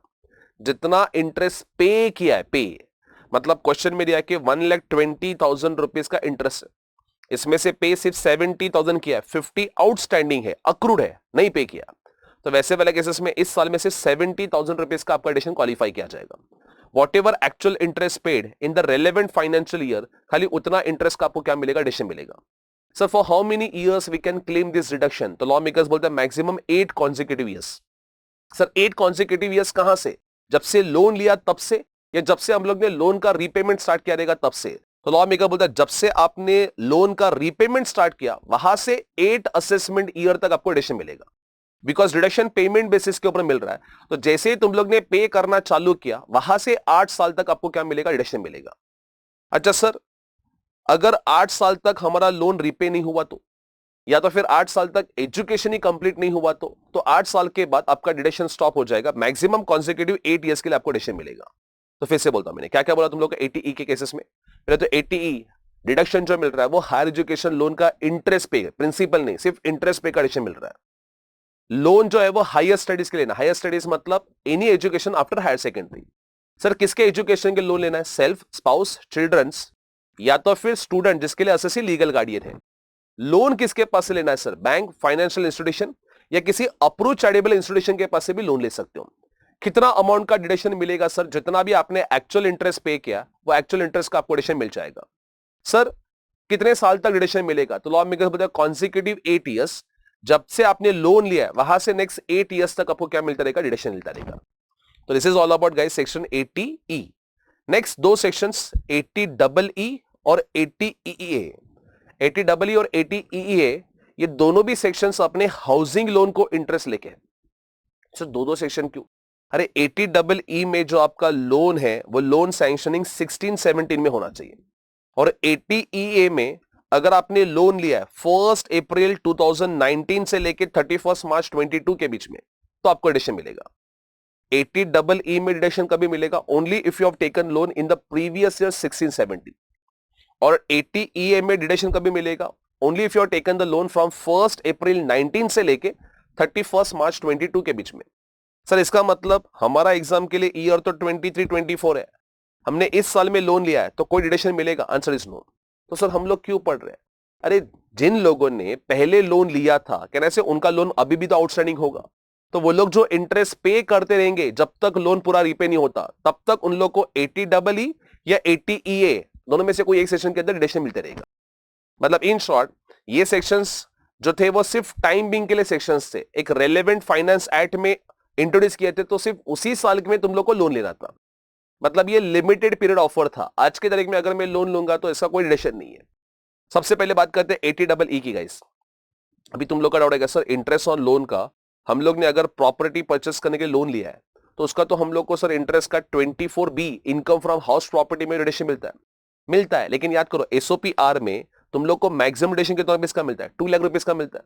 अगर सर 2 लाख रुपीज के ऊपर इंटरेस्ट पे किया तो सपोज आपने 2,40,000 रुपीज का इंटरेस्ट पे किया है, उसमें से तो तुम लोग 2 लाख रुपीज ही क्लेम कर पा रहे हो, रिमेनिंग 40 का क्या? तो रिमेनिंग 40 तो वेस्ट जा रहा है ना, उसको क्लेम करने के लिए गवर्नमेंट ने 80EE और 80EA ये दो सेक्शन इंट्रोड्यूस किए। नाउ 80EE में डिडक्शन लेने के लिए कई सारे कंडीशंस है। पहला, लोन अमाउंट जो है लोन सैंक्शन कौन से साल में होना चाहिए? 16-17। मतलब सर 16-17 में मैंने लोन सैंक्शन किया रहेगा तो ही मुझे उस चीज का क्या मिलेगा? डिडक्शन मिलेगा। लोन का amount should not be more then 35 lakh rupees. 35 lakh rupees से ज्यादा अगर लोन का अमाउंट है तो आपको डिडक्शन नहीं मिलेगा। फिर लोन लेते वक्त आपके नाम पे क्या नहीं होना चाहिए? घर नहीं होना चाहिए। पता चला ऑलरेडी आपके पास घर है और फिर लोन लेके और घर ले रहे हो, मतलब सब हम लोग उन लोग को सपोर्ट नहीं कर रहे। हम लोग सिर्फ मिडिल क्लास वाले जो बेचारे घर ले रहे हैं, फर्स्ट टाइम घर में इन्वेस्टमेंट कर रहे हैं, उन लोग को गवर्नमेंट सपोर्ट करना चाहती है। तो लोन लेने के टाइम पे, सैंक्शन ऑफ लोन के टाइम पे आपके पास कुछ भी घर नहीं होना चाहिए। और घर ले रहा तो ऐसा नहीं कि सर 3 BHK 4 BHK एकदम लैविश घर ले लिया है। घर का price should not be more then 50 lakh rupees. मतलब घर का प्राइस मतलब agreement price should not be more then 50 lakh rupees. ये सारे कंडीशन अगर फुलफिल करते हो तो जाके आपको क्या मिलेगा? डिडक्शन मिलेगा। मैं फिर से बोलता हूं कंडीशन में क्या क्या बोला पहले तो लोन सैंक्शन कौन से साल में होना चाहिए? 16-17। लोन का amount should not be more then 35 lakh rupees. At the time of sanction of loan SSC के नाम पे घर नहीं होना चाहिए। एंड जो घर ले रहे हो उसका cost of property should not be more then 50 lakh rupees. End of course loan जो है वो किसके पास से लेना है? बैंक या तो फिर फाइनेंशियल इंस्टीट्यूशन के पास से लोन लेना है। ये सारे कंडीशन फुलफिल करते हो तो जाके आपको क्या मिलेगा? मैक्सिमम 50,000 रुपीज का डिडक्शन मिलेगा। हाइला सर 50,000 रुपीज के लिए इतना सब नाटक? Answer is yes. लेकिन ये 50,000 रुपीज जो मिल रहा है आपको ये over and about 2 lakh rupees मिल रहा है। मतलब 2 लाख रुपीज का ऑलरेडी आपने सेक्शन 24B में क्या ले लिया? डिडक्शन ले लिया।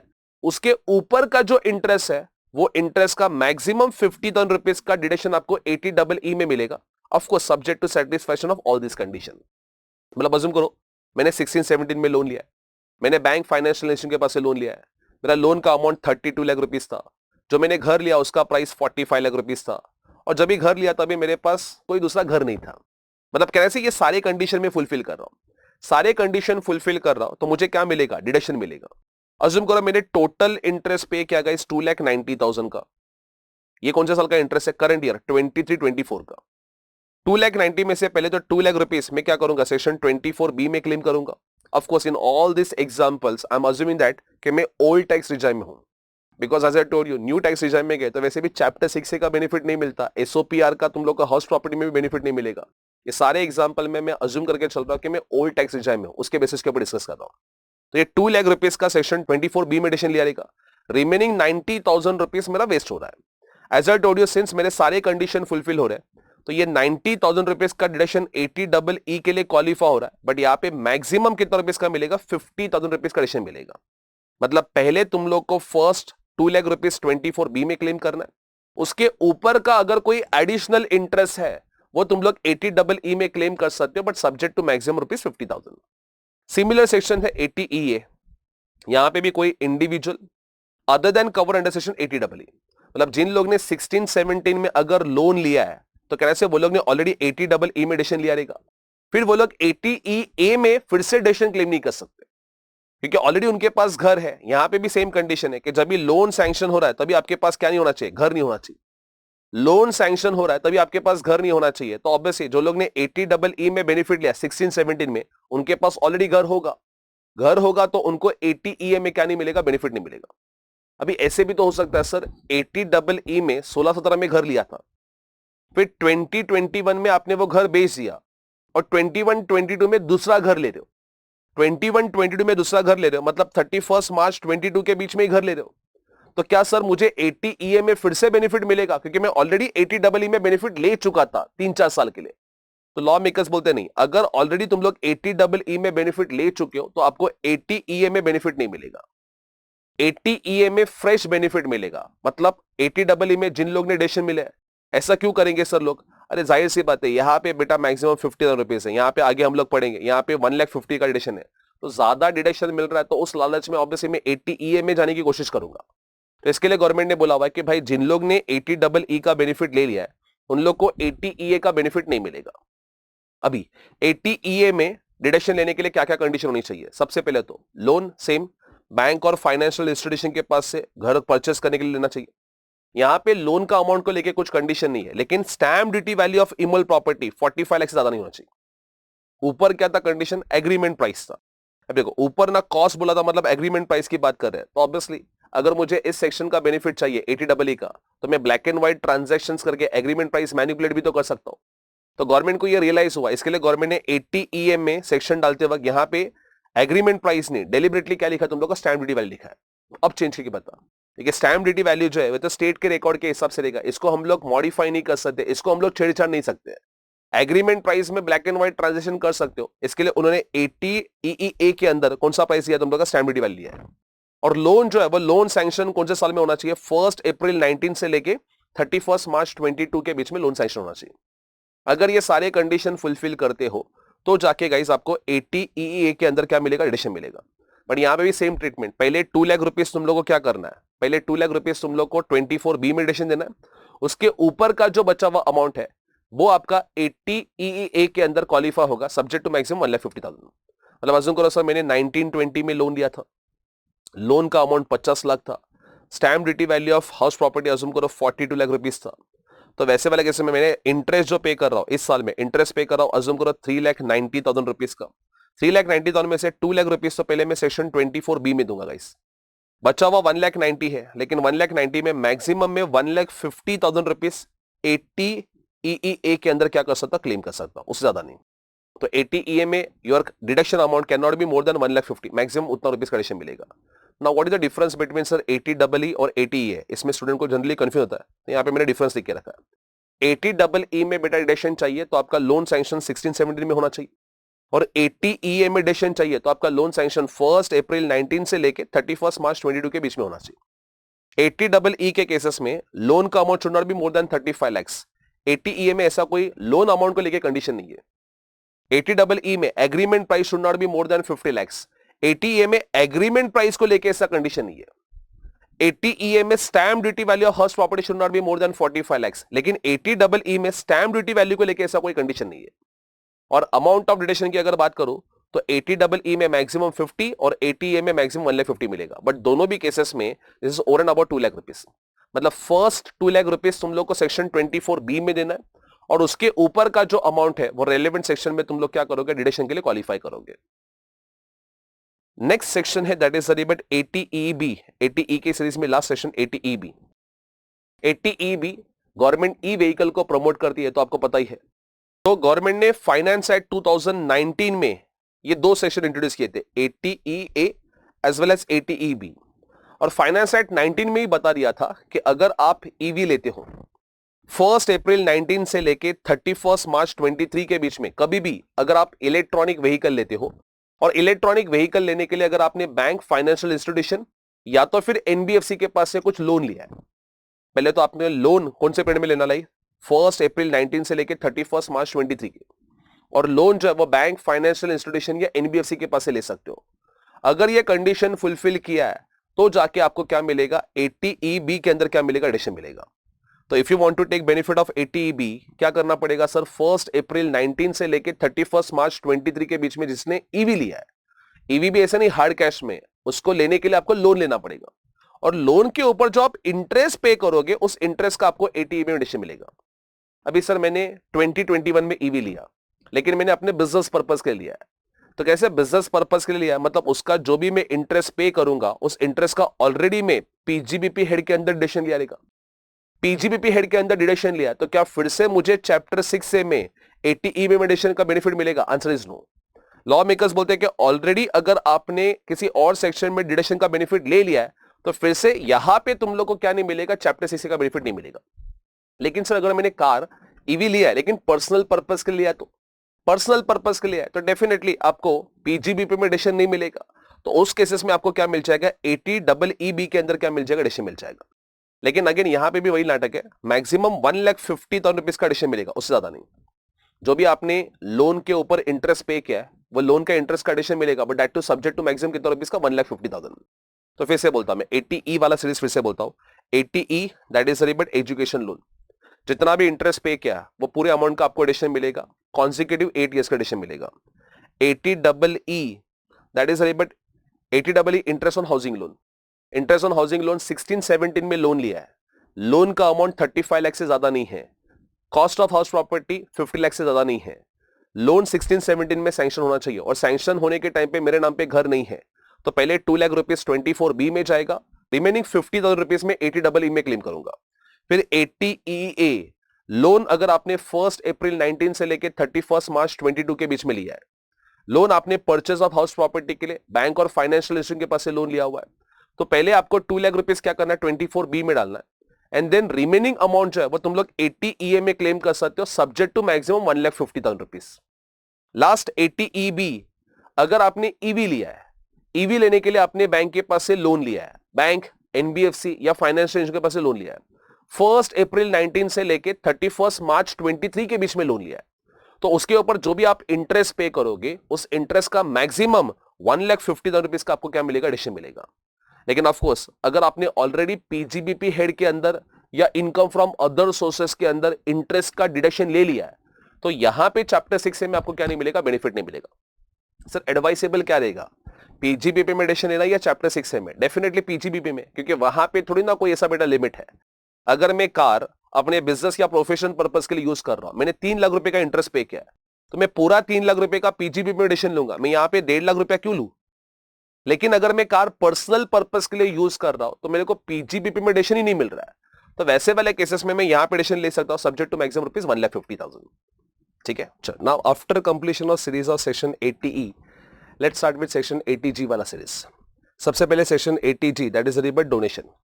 डोनेशन में यहाँ पे एलिजिबल असेसी जो होगा वो दैट इज ऑल असेसी, कोई भी असेसी डोनेशन दे सकता है। So company, partnership firm, individual HF, जिन लोग ने भी डोनेशन दिया रहेगा उनको ATG में एडिशन मिलेगा। कंडीशन यहाँ पे ये है कि डोनेशन कैश में 2,000 के ऊपर नहीं होना चाहिए, 2,000 के ऊपर अगर कुछ भी कैश में डोनेशन दिया तो उसका ATG में आपको एडिशन नहीं मिलेगा। सिमिलरली डोनेशन काइंड में दोगे that is also not allowed. इससे एग्जांपल, मैंने चैरिटेबल ट्रस्ट को कुछ बुक्स डोनेशन में दिए, या तो फिर नॉर्मली मैंने कुछ क्लोथ डोनेशन के फॉर्म पे दिए, तो जो भी मैंने डोनेशन के फॉर्म पे काइंड दिया रहेगा तो उसका तुम लोगों को क्या नहीं मिलेगा, एडिशन नहीं मिलेगा। बिकॉज हमेशा याद रखना काइंड के केसेस में कैसे वैल्यूएशन को लेके नाटक हो सकता है।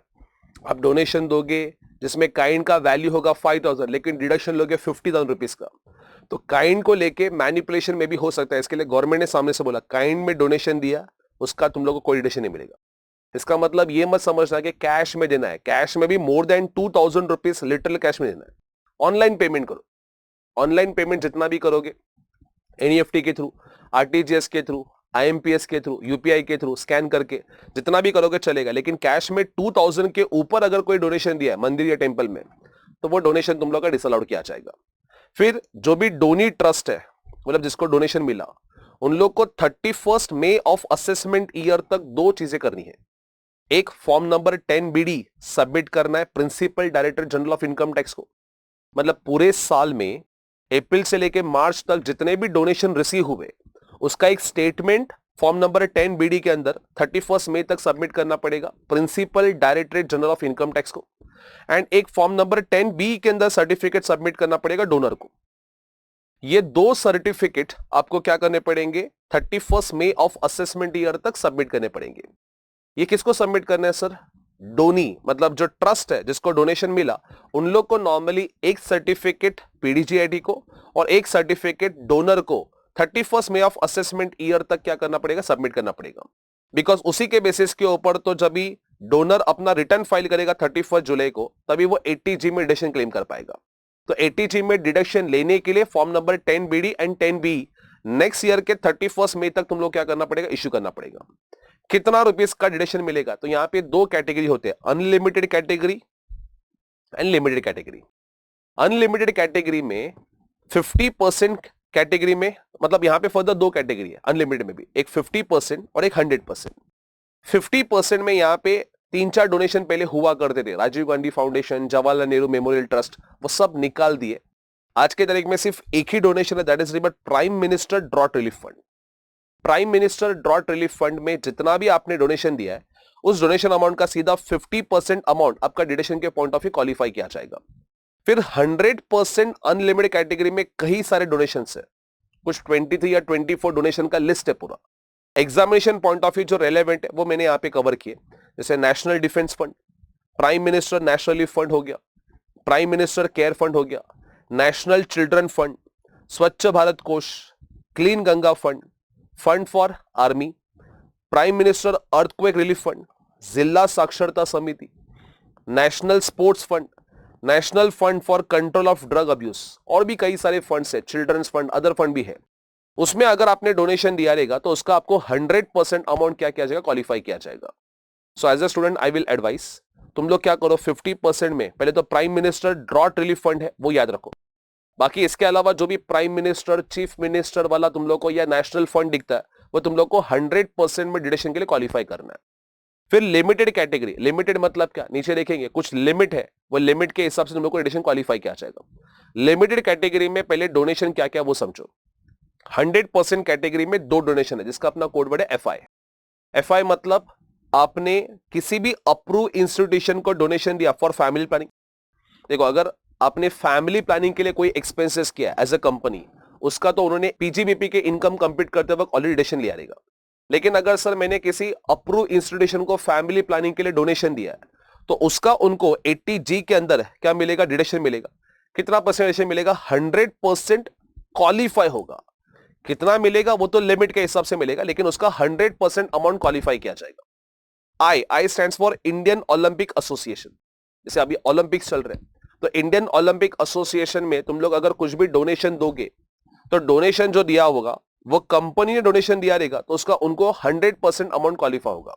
मतलब एज अ इंडिविजुअल अगर मैंने इंडियन ओलंपिक एसोसिएशन को डोनेशन दिया है तो मुझे कुछ 80G में डिडक्शन नहीं मिलेगा। कंपनी ने अगर इंडियन ओलंपिक एसोसिएशन में डोनेशन दिया है तो जो भी डोनेशन दिया उसका 100% अमाउंट क्वालिफाई होगा। तो 100% लिमिटेड कैटेगरी में दो डोनेशन है, FI में F stands for family planning and I stands for Indian Olympic association. लेकिन इंडियन ओलंपिक एसोसिएशन का सिर्फ और सिर्फ कंपनी लेवल पे डिडक्शन मिलेगा। फिर 50% कैटेगरी जिसमें अपना कोड वर्ड है चमाट। चमाट मतलब क्या है sir? C stands for registered charitable trust. Registered charitable trust को अगर आपने डोनेशन दिया है तो उस डोनेशन का भी आपको 50% अमाउंट क्वालिफाई होगा। H stands for housing development authority, जैसे महाराष्ट्र में महाड़ा है या तो फिर नॉर्मली सिडको है, ऐसे वाले हाउसिंग डेवलपमेंट अथॉरिटी को आपने डोनेशन दिया रहेगा तो उसका भी आपको 50% अमाउंट क्वालिफाई होगा। M stands for minority community. कोई भी अगर इंस्टीट्यूशन है जो माइनॉरिटी कम्युनिटी को प्रमोट करता है, ऐसे इंस्टीट्यूशन को अगर आपने डोनेशन दिया रहेगा इंडिया में तो उसका भी आपको 50% अमाउंट क्वालिफाई होगा। एंड लास्ट वाला T stands for notified temples, church, gurdwara, mosque, historical places, archaeological places, इनके रिपेयर्स या रिनोवेशन के लिए अगर आपने डोनेशन दिया है तो उसका भी आपको 50% अमाउंट क्वालिफाई हुआ। मतलब जैसे राम मंदिर हुआ या तो फिर अदर जो टेम्पल्स है उनके रिपेयर्स या रिनोवेशन के लिए अगर आपने कुछ डोनेशन दिया है तो उस डोनेशन का भी आपको 50% अमाउंट क्वालिफाई होगा। तो फिर से बोलता मैंने क्या क्या बोला तुम लोग को। पहले तो अनलिमिटेड कैटेगरी। अनलिमिटेड कैटेगरी में दो ब्रॉड कैटेगरी है, 50%, 100%। 100% में कई सारे डोनेशन है, 50% में सिर्फ एक ही डोनेशन है, prime minister drought relief fund. फिर नेक्स्ट वाला है that is but limited category. Limited category में भी दो पार्ट, 100, 50। 100% में अपना कोड वर्ड है एफआई।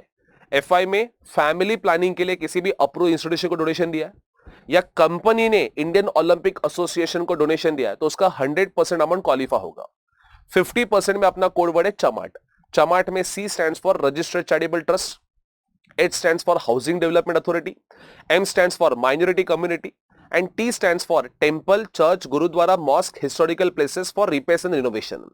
उनके अगर डोनेशन के लिए कुछ भी पैसे दिए तो वो 50% क्वालिफाई होंगे। तो सर आप ये बोल रहे हो लिमिटेड, लिमिटेड मतलब लिमिट कितना है? तो गवर्नमेंट पहले एक काम करो, पहले तुम लोग जितना भी डोनेशन दिया है उसका ग्रॉस अमाउंट लोगे। जैसे अज्यूम करो आपने फैमिली प्लानिंग के लिए डोनेशन दिया, अज्यूम करो 2 लाख रुपीस, और आपने हाउसिंग डेवलपमेंट अथॉरिटी को डोनेशन दिया तुम लोग ने 1 लाख रुपीस, मतलब टोटल मैंने 3 लाख रुपीस का डोनेशन दिया है। अब देखो फैमिली प्लानिंग मतलब ये 100% के लिए क्वालिफाई होगा, हाउसिंग डेवलपमेंट अथॉरिटी मतलब ये 50% के लिए क्वालिफाई होगा। तो आप स्टार्टिंग में ही 100 और 50% तुम लोग को नहीं करना है, पहले तुम लोग को ग्रॉस डोनेशन लेना है। मतलब 2 + 1 दैट इज 3 लाख रुपीस मैंने पहले पूरा ग्रॉस पकड़ा है, फिर उसको कंपेयर करना है किसके साथ? 10% of AGTI. 10% of AGTI is the limit, उतना ही मैक्सिमम आपको एडिशन मिलेगा। Now what do you mean by AGTI sir? Adjusted gross total income. Adjusted gross total income कैसे निकालेंगे सर? एडजस्टेड ग्रॉस टोटल इनकम के लिए आपको ग्रॉस टोटल इनकम को बेस पकड़ना पड़ेगा। ग्रॉस टोटल इनकम में से जो भी स्पेशल रेट टैक्सेबल इनकम है उसको माइनस कर लो। LTCG 112, LTCG 112A, short term capital gain 111A, ये सब तुम लोग को माइनस करना है। लेकिन कैजुअल इनकम को माइनस नहीं करना, बिकॉज कैजुअल इनकम के ऊपर फ्लैट 30% लूट चुकी है ऑलरेडी गवर्नमेंट, तो उसको AGTI कैलकुलेशन के लिए माइनस नहीं करना है। तो other special rate taxable income जैसे LTCG 112, 112A, short term capital gain 111A, वो तुम लोग को GTI में से माइनस करना है। फिर हम लोग जो टैक्स पे करते हैं वो तो NTI के ऊपर पे करते हैं, GTI के ऊपर नहीं। तो चैप्टर 6 से के सारे सेक्शंस के बेनिफिट जो भी क्वेश्चन में दिए वो भी तुम लोग को माइनस करने पड़ेंगे। मैं फिर से बोलता हूं, AGTI के वर्किंग के लिए आपको पहले किसको बेस पकड़ना पड़ेगा गाइस? GTI। GTI में से आप क्या माइनस करोगे? 112, 112A लॉन्ग टर्म वाला, 111A शॉर्ट टर्म वाला, लिस्टेड शेयर्स वाला। फिर चैप्टर 6 से में जो भी डिडक्शंस है 80C से लेके 80U क्वेश्चन में जो दिए रहेंगे वो सब तुम लोग को माइनस करने, of course accept 80G, because वही तो हम लोग निकाल रहे हैं। 80G को छोड़ के बाकी जितने भी सेक्शंस के बेनिफिट जो भी रहेंगे वो तुम लोग क्या करने? माइनस करने। माइनस करने के बाद फाइनली जो अमाउंट आएगा that is called as AGTI। उस AGTI का 10% जो है वो 10% अपना लिमिट होगा। तो अज्यूम करो AGTI जो है वो AGTI आया 10 लाख रुपीस, इसका 10% निकालोगे तो कितना आएगा? 1 lakh rupees. 10% of 10 lakh that is 1 lakh rupees आएगा। अगर मेरा एग्जांपल याद है तो मैंने बोला फैमिली प्लानिंग के लिए मैंने 2 लाख रुपीस का डोनेशन दिया था, हाउसिंग डेवलपमेंट अथॉरिटी के लिए 1 लाख रुपीस का डोनेशन दिया था।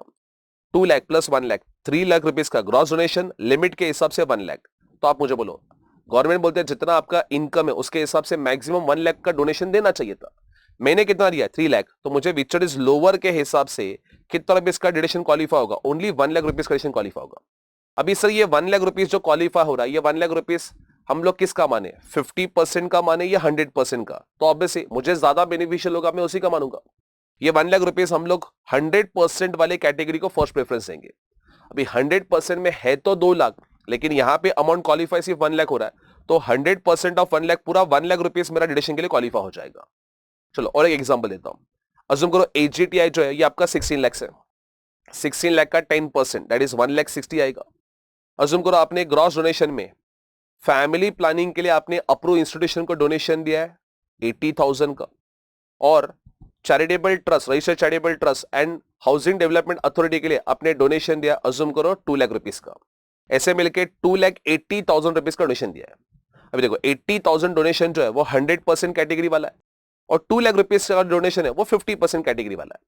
लेकिन आपको इमीडिएटली 50% नहीं करना है, पहले तुम लोग को ग्रॉस डोनेशन लेना है। तो ग्रॉस डोनेशन में 2 लाख प्लस 80 मतलब 2,80,000 आएगा। 2,80,000 और 1,60,000 दोनों में से विच इज लोअर करोगे तो कहने से 1,60,000 डिडक्शन के लिए क्वालिफाई हो रहा है। अभी ये 1,60,000 में बेटा 100% का भी अमाउंट इंक्लूड है, 50% का भी अमाउंट इंक्लूड है। तो हम लोग ज्यादा डिडक्शन के लिए फर्स्ट प्रेफरेंस किसको दें? डेफिनेटली 100% को देंगे। इस 1,60,000 में 100% का अमाउंट कितना है? 80। तो पहले मैं 80,000 रुपीज का डिडक्शन निकालूंगा। 1,60,000 में से 80 गया, बचा कितना? 80। वो 80,000 रुपीज बाय डिफॉल्ट आपका 50% में जाएगा। माना कि 50% में आपने 2 लाख रुपीज दिया था, बट विच इज लोअर के हिसाब से आपका सिर्फ 1,60,000 रुपीज का अमाउंट डिडक्शन के लिए क्वालिफाई हो रहा है। तो रिमेनिंग 80,000 के ऊपर आप 50% मतलब 40,000 रुपीज आपका डिडक्शन के लिए क्वालिफाई होगा। तो ये 40,000 और ये 80,000 ऐसे मिलके आपको 1,20,000 रुपीज का डिडक्शन मिलेगा। तो आपको फर्स्ट प्रेफरेंस ऑलवेज 100% को देना, बैलेंस वाला कुछ रहेगा तो वो 50% में जाएगा। This is how practical life में वो तुम लोग का क्वेश्चन में लिमिट कैलकुलेट किया जाएगा। सो ऑब्वियसली अगर क्वेश्चन में तुम लोग को चैप्टर 6 में 80G वाला भी है तो आपको क्या करना है? पहले सारे एडजस्टमेंट कर लेने, उसके बाद में लास्ट वाला जो रहेगा वो तुम लोग को 80G का फिट देना है। चलो इसके कॉन्टेक्स्ट में मेरे ख्याल से एग्जाम में क्वेश्चन पूछा था, वो क्वेश्चन कर लेते हैं तो तुम लोग को बेटर आइडिया। देखो आप क्वेश्चन नंबर बी, मेरे ख्याल से नवंबर 23 में या 22 में ये क्वेश्चन पूछा था। देखो आप, mister Suraj Indian citizen gives the following details of his income and expenses during the year 2023। आपको पूछा क्या? सिर्फ 80G का डिडक्शन जो अलाउ होगा वो अलावेबल का कैलकुलेशन करने के लिए पूछा है। इनकम फ्रॉम प्रोफेशन मतलब पीजीबीपी की इनकम दी है 11,70,000। विनिंग्स फ्रॉम लॉटरी 70,000 रुपीज का इनकम दिया है। अभी देखो विनिंग्स फ्रॉम लॉटरी मतलब ये ग्रॉस इनकम है, ये 70,000 रुपीज जो मिला है ये 70% है, तो ग्रॉस करोगे तो कितना आएगा? 1 लाख। ये 1 लाख रुपीज आपके हाथ में इनकम फ्रॉम अदर सोर्स में टैक्सेबल होगा। 70,000 जो मिला है वो 70% है, तो 100% कितना? क्रॉस मल्टीप्लाई करोगे तो आपको 1 लाख रुपीज मिल जाएगा। तो 1 लाख रुपीज आपके हाथ में टैक्सेबल किया जाएगा। Contribution to ULIP 1971 plan for spouse, spouse के यूनिट लिंक इंश्योरेंस प्लान में आपने कॉन्ट्रीब्यूशन किया है तो उसका आपको क्या मिलेगा? 80C के अंदर डिडक्शन मिलेगा। 70,000 विच इज लेस देन 1,50,000 तो पूरा डिडक्शन क्वालिफाई होगा। Check donation to national defence fund, national defence fund मैंने कोड वर्ड बोला, मतलब national prime minister, chief minister ऐसे कुछ वर्ड दिखाई देते हैं तो आपको 80G में इसको 100% डिडक्शन क्वालिफाई करना। ये कौन सा कैटेगरी है? लिमिटेड या unlimited? Answer is unlimited.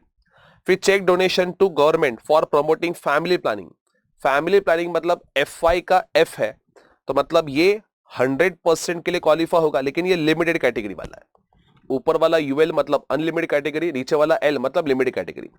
Check donation to approve public charitable institute तो ये अपना चमाट का C है, तो ये लिमिटेड कैटेगरी में 50% के लिए क्वालिफाई होगा। नाउ 80G में डिडक्शन की अगर बात करूं तो कहने से नेशनल डिफेंस फंड का तो पूरा 60,000 रुपीज क्वालिफाई होगा। उसके बाद में AGTI निकालते हैं, PGBP 11,70,000 और income from other source 1 lakh, मतलब मैं बोलूं ग्रॉस टोटल इनकम जो है वो 12,70,000 रुपीज आएगा। 12,70,000 ग्रॉस टोटल इनकम को हम लोग को बेस पकड़ना है for the purpose of calculation of AGTI। इसमें से special rate taxable income like LTCG 112, 112A short term capital triple में माइनस करना है यहाँ पे ऐसा कुछ तुम लोग के स्पेशल टैक्सेबल इनकम नहीं सर। विनिंग फ्रॉम लॉटरी को माइनस नहीं करना है, कैजुअल इनकम को माइनस नहीं करना है, बाकी वाले स्पेशल टैक्सेबल इनकम को माइनस करना है। ऐसे कुछ इनकम है नहीं, तो वैसे वाले केस में हम लोग क्या माइनस करेंगे? चैप्टर 6 से माइनस करेंगे। चैप्टर 6 से में 80C दिया मेरे को 70,000 रुपीज, एक्सेप्ट 80G तो खाली एक ही 80C तुम लोग को माइनस करना है, तो ये आएगा आपका 12 लाख। ये 12 लाख रुपीज क्या बन गया इस AGTI? इस AGTI का लिमिट कितना है? 10%। सो 12 लाख का 10% ऑफ AGTI कितना आएगा? 1,20,000। This should be compare with your gross donation amount. Gross donation limited category में क्या क्या दिया है? 35,000 रुपीज का आपने फैमिली प्लानिंग के लिए डोनेशन दिया है, 1,20,000 का आपने पब्लिक चैरिटेबल इंस्टीट्यूट को डोनेशन दिया है। 1,20,000 प्लस 35 ऐड करोगे तो कितना आएगा? 1,55,000। 1,20,000 प्लस 35,000 रुपीज ऐड करोगे तो कितना आएगा? 1,55,000। 1,55,000 ग्रॉस और 10% of AGTI which is lower, मतलब मैं बोलूं 1,20,000 रुपीज क्वालिफाई होगा। 1,20,000 रुपीज में सर 100% भी इंक्लूड है, 50% भी इंक्लूड है, तो हम लोग फर्स्ट प्रेफरेंस इसको देंगे 100% कैटेगरी। 100% कैटेगरी लिमिटेड के अंदर फैमिली प्लानिंग है, कितना रुपीज का है? 35, तो पहले 35,000 रुपीज दूंगा। 1,20,000 में से 35,000 माइनस करोगे 85,000। 85,000 का 50% लेना है 42,500। 42,500 प्लस 35,000 ऐड करोगे तो 77,500, इतना अमाउंट आपका क्वालिफाई होगा। मतलब इन शॉर्ट 80G के लिए 77,500 ये मेरा क्वालिफाई हो रहा है लिमिटेड कैटेगरी से, और अनलिमिटेड कैटेगरी से ऊपर हम लोग ने निकाला था, that is nothing but yes 60,000, और ये 100% वाला तो पूरा 100% मिलेगा 60,000। 77,500 प्लस 60,000 ऐड करोगे तो आपको 1,37,500 रुपीज का क्या मिलेगा, डिडक्शन मिलेगा। 1,37,500 रुपीज का आपको 80G के अंदर क्या किया जाएगा, डिडक्शन क्वालिफाई किया जाएगा। ठीक है, तो आई होप ये AGTI का वर्किंग तुम लोग को प्रॉपर्ली समझ में आ गया रहेगा with the help of this example. Next वाला that is sorry but 80G के बाद नेक्स्ट सेक्शन हमारा 80GGB और GGC। अच्छा उसके पहले GGA पढ़ लेते हैं, साइंटिफिक रिसर्च। अभी याद करो, जिसका भी PGBP इनकम है उन लोग ने जो भी साइंटिफिक रिसर्च के लिए डोनेशन दिया है उनको कहने से सेक्शन 35 के अंदर डिडक्शन मिलेगा। लेकिन जिनका PGBP इनकम नहीं है, जैसे सैलरी वाले एम्प्लॉय अगर साइंटिफिक रिसर्च पर्पस के लिए कुछ डोनेशन देना चाहते हैं तो उनको तो सर PGBP में डिडक्शन ही नहीं मिल रहा है। ऐसे वाले लोगों के लिए गवर्नमेंट ने 80GGA सेक्शन ओपन किया है। तो कोई भी असेसी अगर साइंटिफिक रिसर्च के लिए डोनेशन दे रहा है और जिसका PGBP इनकम नहीं है, उन लोग को 80GGA के अंदर डिडक्शन मिलेगा। सर डोनेशन किसको देना है, scientific research, social science research, rural development research के लिए डोनेशन दे सकते हो, या तो फिर नुपेफ मतलब national urban poverty eradication fund के लिए डोनेशन दे सकते हो। जितना भी डोनेशन दिया उसका आपको 100% डिडक्शन क्वालिफाई होगा। फिर उसके बाद में यहां पे भी अपना लिमिट है, कैश में अगर 2,000 के ऊपर कुछ भी डोनेशन दिया रहेगा तो दैट इज नॉट अलाउड।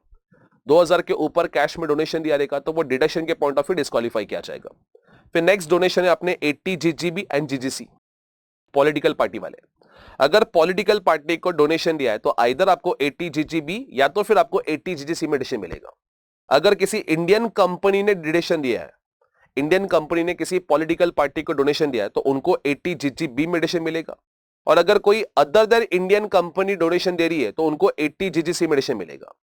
आपने सेक्शन 182 ऑफ कंपनीज एक्ट 2013 पढ़ा रहेगा, वहां पे भी सर पॉलिटिकल पार्टी को कंट्रीब्यूशन या पॉलिटिकल पार्टी के लिए कुछ एडवर्टाइजमेंट के एक्सपेंसेस किए, ये सब पॉलिटिकल कंट्रीब्यूशन में कंसिडर किया जाता है।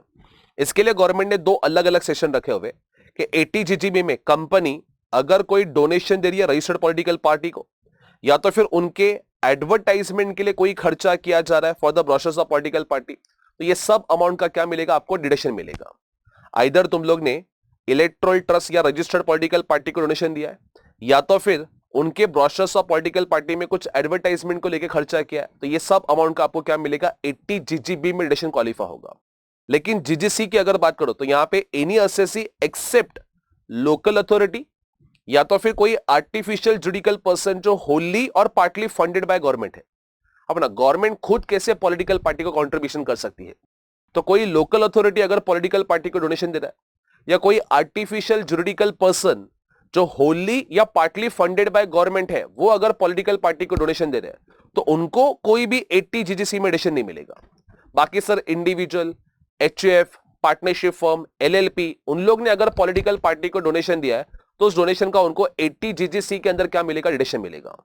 तो फिर से बोलता हूं, GGB में किसको डिडक्शन मिलता है, कंपनी को, to be more precise Indian company, and GGC में किसको डिडक्शन मिलेगा, अदर देन कंपनी। लेकिन अदर देन कंपनी में भी अगर कोई लोकल अथॉरिटी है या कोई आर्टिफिशियल जुडिकल पर्सन है जिसको होली या पार्टली फंडिंग गवर्नमेंट के पास से मिला है, वो लोग अगर पॉलिटिकल कॉन्ट्रीब्यूशन कर रहे हैं तो उसका उनको 80GGC के अंदर डिडक्शन नहीं मिलेगा। सर व्हेन आई से पॉलिटिकल पार्टी मतलब वो रजिस्टर्ड पॉलिटिकल पार्टी होनी चाहिए। प्रैक्टिकल लाइफ में पॉलिटिकल पार्टी जो है वो सेक्शन 29A ऑफ रोपा 1951 में रजिस्टर्ड होती है, representative of people act. Section 29A of representative of people act 1951 में रजिस्टर्ड होती है। ऐसे वाले पॉलिटिकल पार्टी या इलेक्टोरल ट्रस्ट को अगर आपने डोनेशन दिया है तो आपको डिडक्शन मिल जाएगा। लेकिन कंपनीज एक्ट के हिसाब से advertisement expenses in political party, advertisement expenses for brochures और पैम्पलेट्स इन पॉलिटिकल पार्टी, ये भी पॉलिटिकल कंट्रीब्यूशन ही माना जाता है। इसके लिए इनकम टैक्स में उसको 80GGB में डिडक्शन के लिए क्वालिफाई किया है।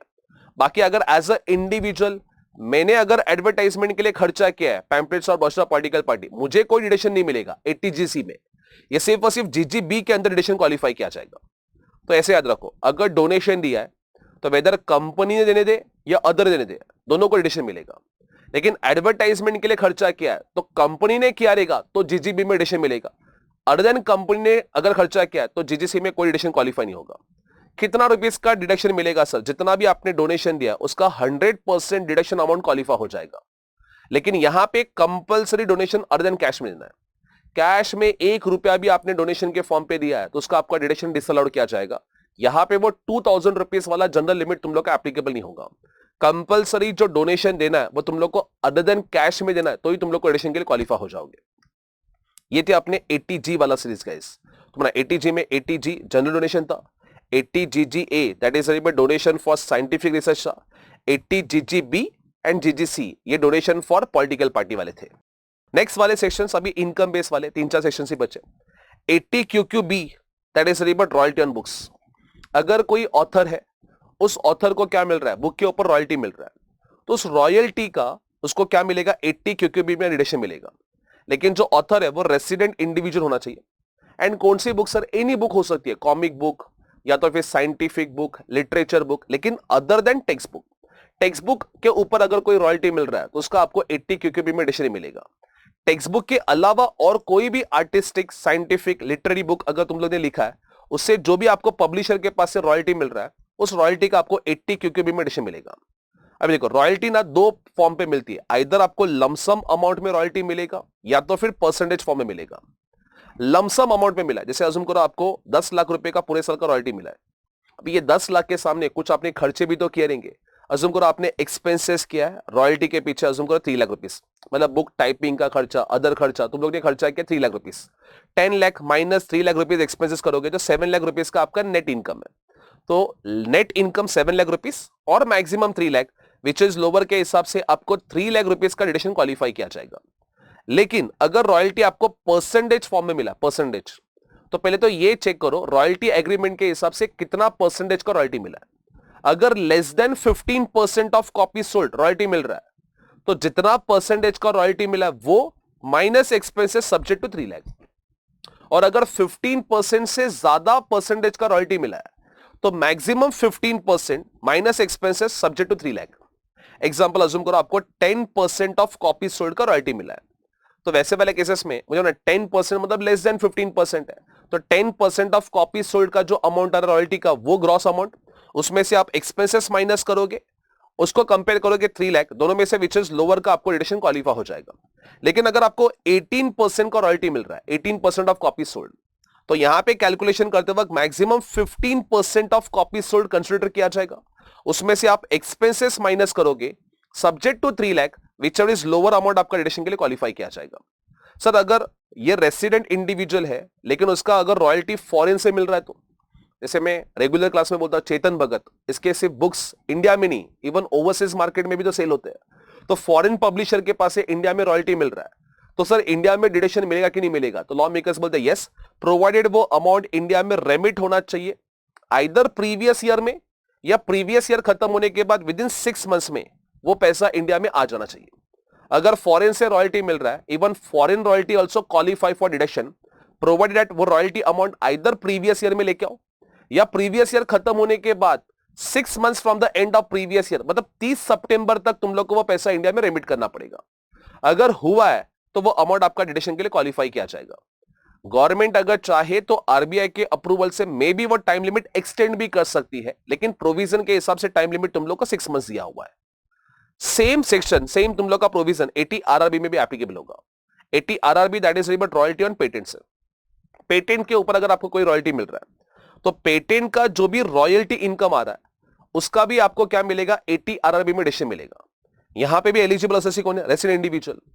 सर कितना रुपीस का डिडक्शन मिलेगा? सेम लाइक 80QQB गाइस, मतलब जो भी आपको लमसम अमाउंट मिला है minus expenses subject to 3 lakh, दोनों में से विच इज लोअर अमाउंट का डिडक्शन मिलेगा।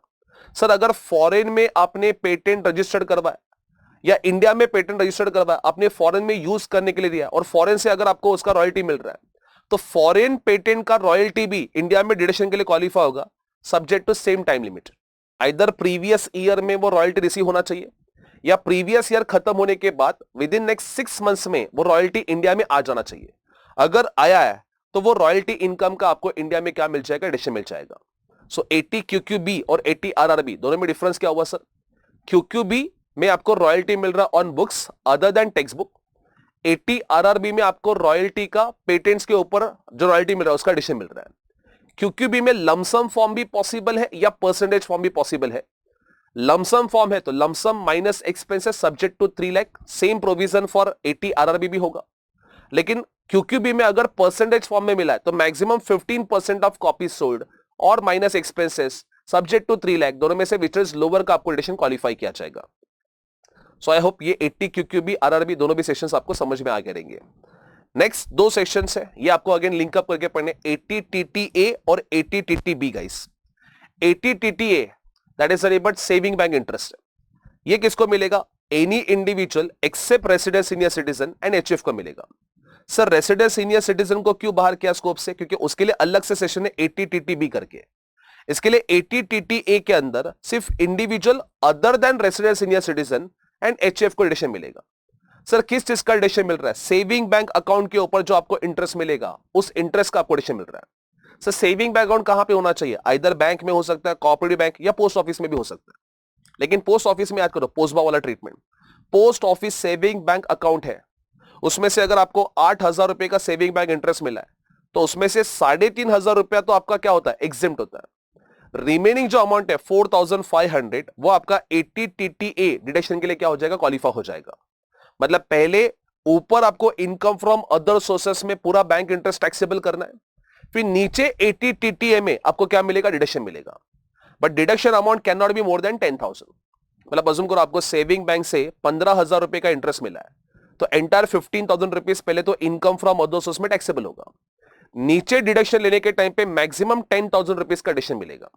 लेकिन अगर सर आपको इंटरेस्ट मिला ही 8,000 है तो 8,000 पहले ऊपर टैक्सेबल करो और नीचे डिडक्शन लेते वक्त पूरा 8,000 रुपीज का डिडक्शन मिल जाएगा as it is less than 10,000। Sir पोस्टबा में ट्रीटमेंट कैसे होगा? पोस्टबा में अज्यूम करो आपको 15,000 रुपीज का इंटरेस्ट मिला है, 15,000 में से पहले तो 3,500 रुपया तुम लोग एग्जाम कर लोगे, 3,500 एग्जाम करने के बाद रिमेनिंग 11,500 आपके हाथ में क्या हो जाएगा? टैक्सेबल हो जाएगा। फिर नीचे तुम लोग को 10,000 रुपीज का क्या होगा? डिडक्शन क्वालिफाई किया जाएगा। ये था अपना 80 TTA का treatment. Next 80 TTB that is but deposit वाला इंटरेस्ट। यहां पे एलिजिबल सिर्फ रेसिडेंट सीनियर सिटीजन होंगे। रेसिडेंट सीनियर सिटीजन को बैंक डिपॉजिट से जो भी इंटरेस्ट मिल रहा है, मे बी वो इंटरेस्ट FD से मिले, RD से मिले, सेविंग बैंक से मिले या तो फिर कोई भी टाइम डिपॉजिट से मिले, जितना भी बैंकिंग से डिपॉजिट के ऊपर इंटरेस्ट मिल रहा है वो पूरा अमाउंट यहां पे क्वालिफाई होगा। अभी अज्यूम करो सर पहले तो सीनियर सिटीजन को बैंक के FD के ऊपर 70,000 रुपीज का इंटरेस्ट मिल रहा है तो पहले पूरा ये interest income from other sources में क्या होगा? टैक्सेबल होगा। फिर नीचे चैप्टर 6 में 80 TTB में डिडक्शन मिलेगा बट यहां पे limit subject to maximum 50,000 rupees है। तो मुझे 80 TTA और 80 TTB दोनों में डिफरेंस बताओ। 80 TTA में एलिजिबल एसएससी कौन होगा? Individual HF but other than resident senior citizen. TTB में एलिजिबल एसएससी कौन होगा? Resident senior citizen.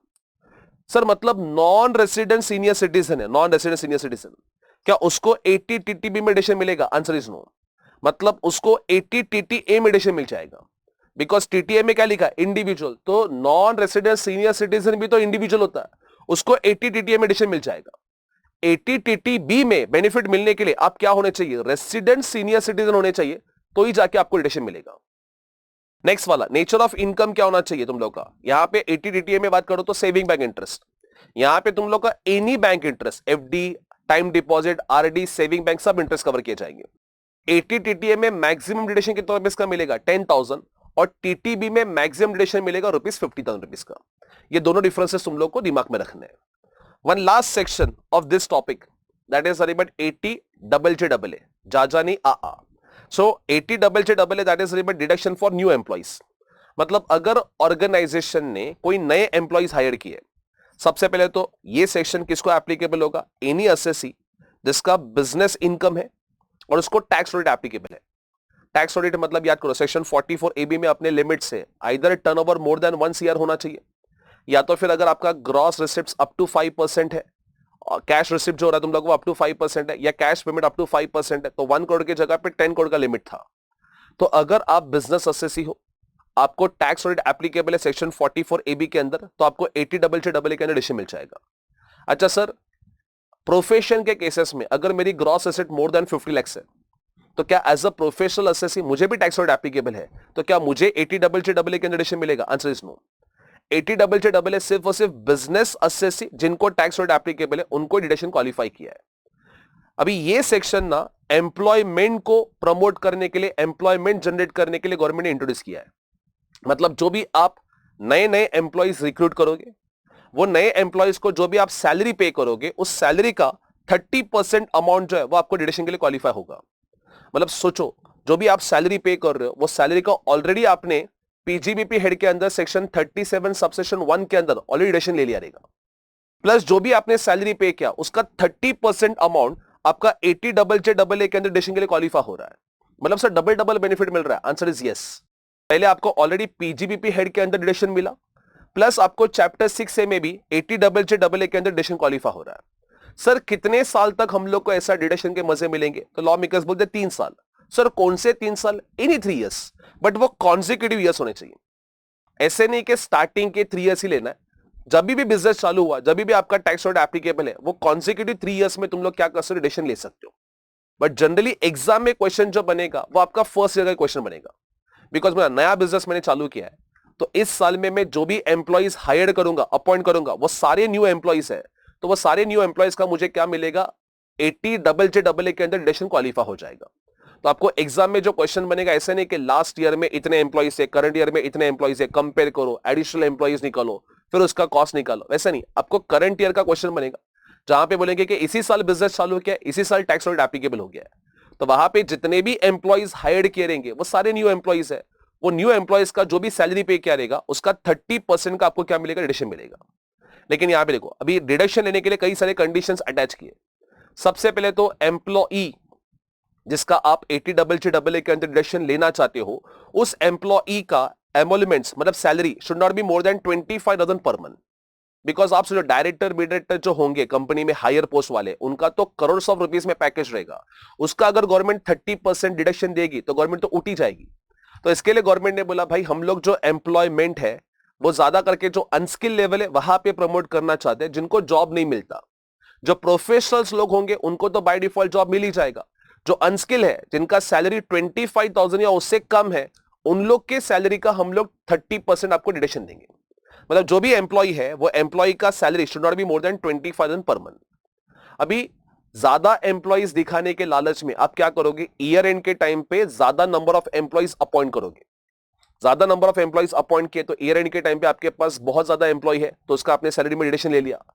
फिर नेक्स्ट ईयर के बिगिनिंग में जैसे आपका डिडक्शन का काम हो गया, उस एम्प्लॉय को इमीडिएटली आप रिमूव कर दोगे। ऐसा ना हो इसके लिए गवर्नमेंट ने बोला जो भी एम्प्लॉई का आप डिडक्शन लेना चाहते हो, वो एम्प्लॉय आपके ऑर्गेनाइजेशन में मिनिमम 240 डेज काम करना चाहिए। अब क्या बोलो, ईयर एंड के टाइम पे अपॉइंट किया, नेक्स्ट ईयर में इमीडिएटली स्टार्टिंग में निकाल दिया, तो वो एम्प्लॉय आपके ऑर्गेनाइजेशन में 240 डेज काम ही नहीं किया है, तो आपको डिडक्शन मिलेगा ही नहीं।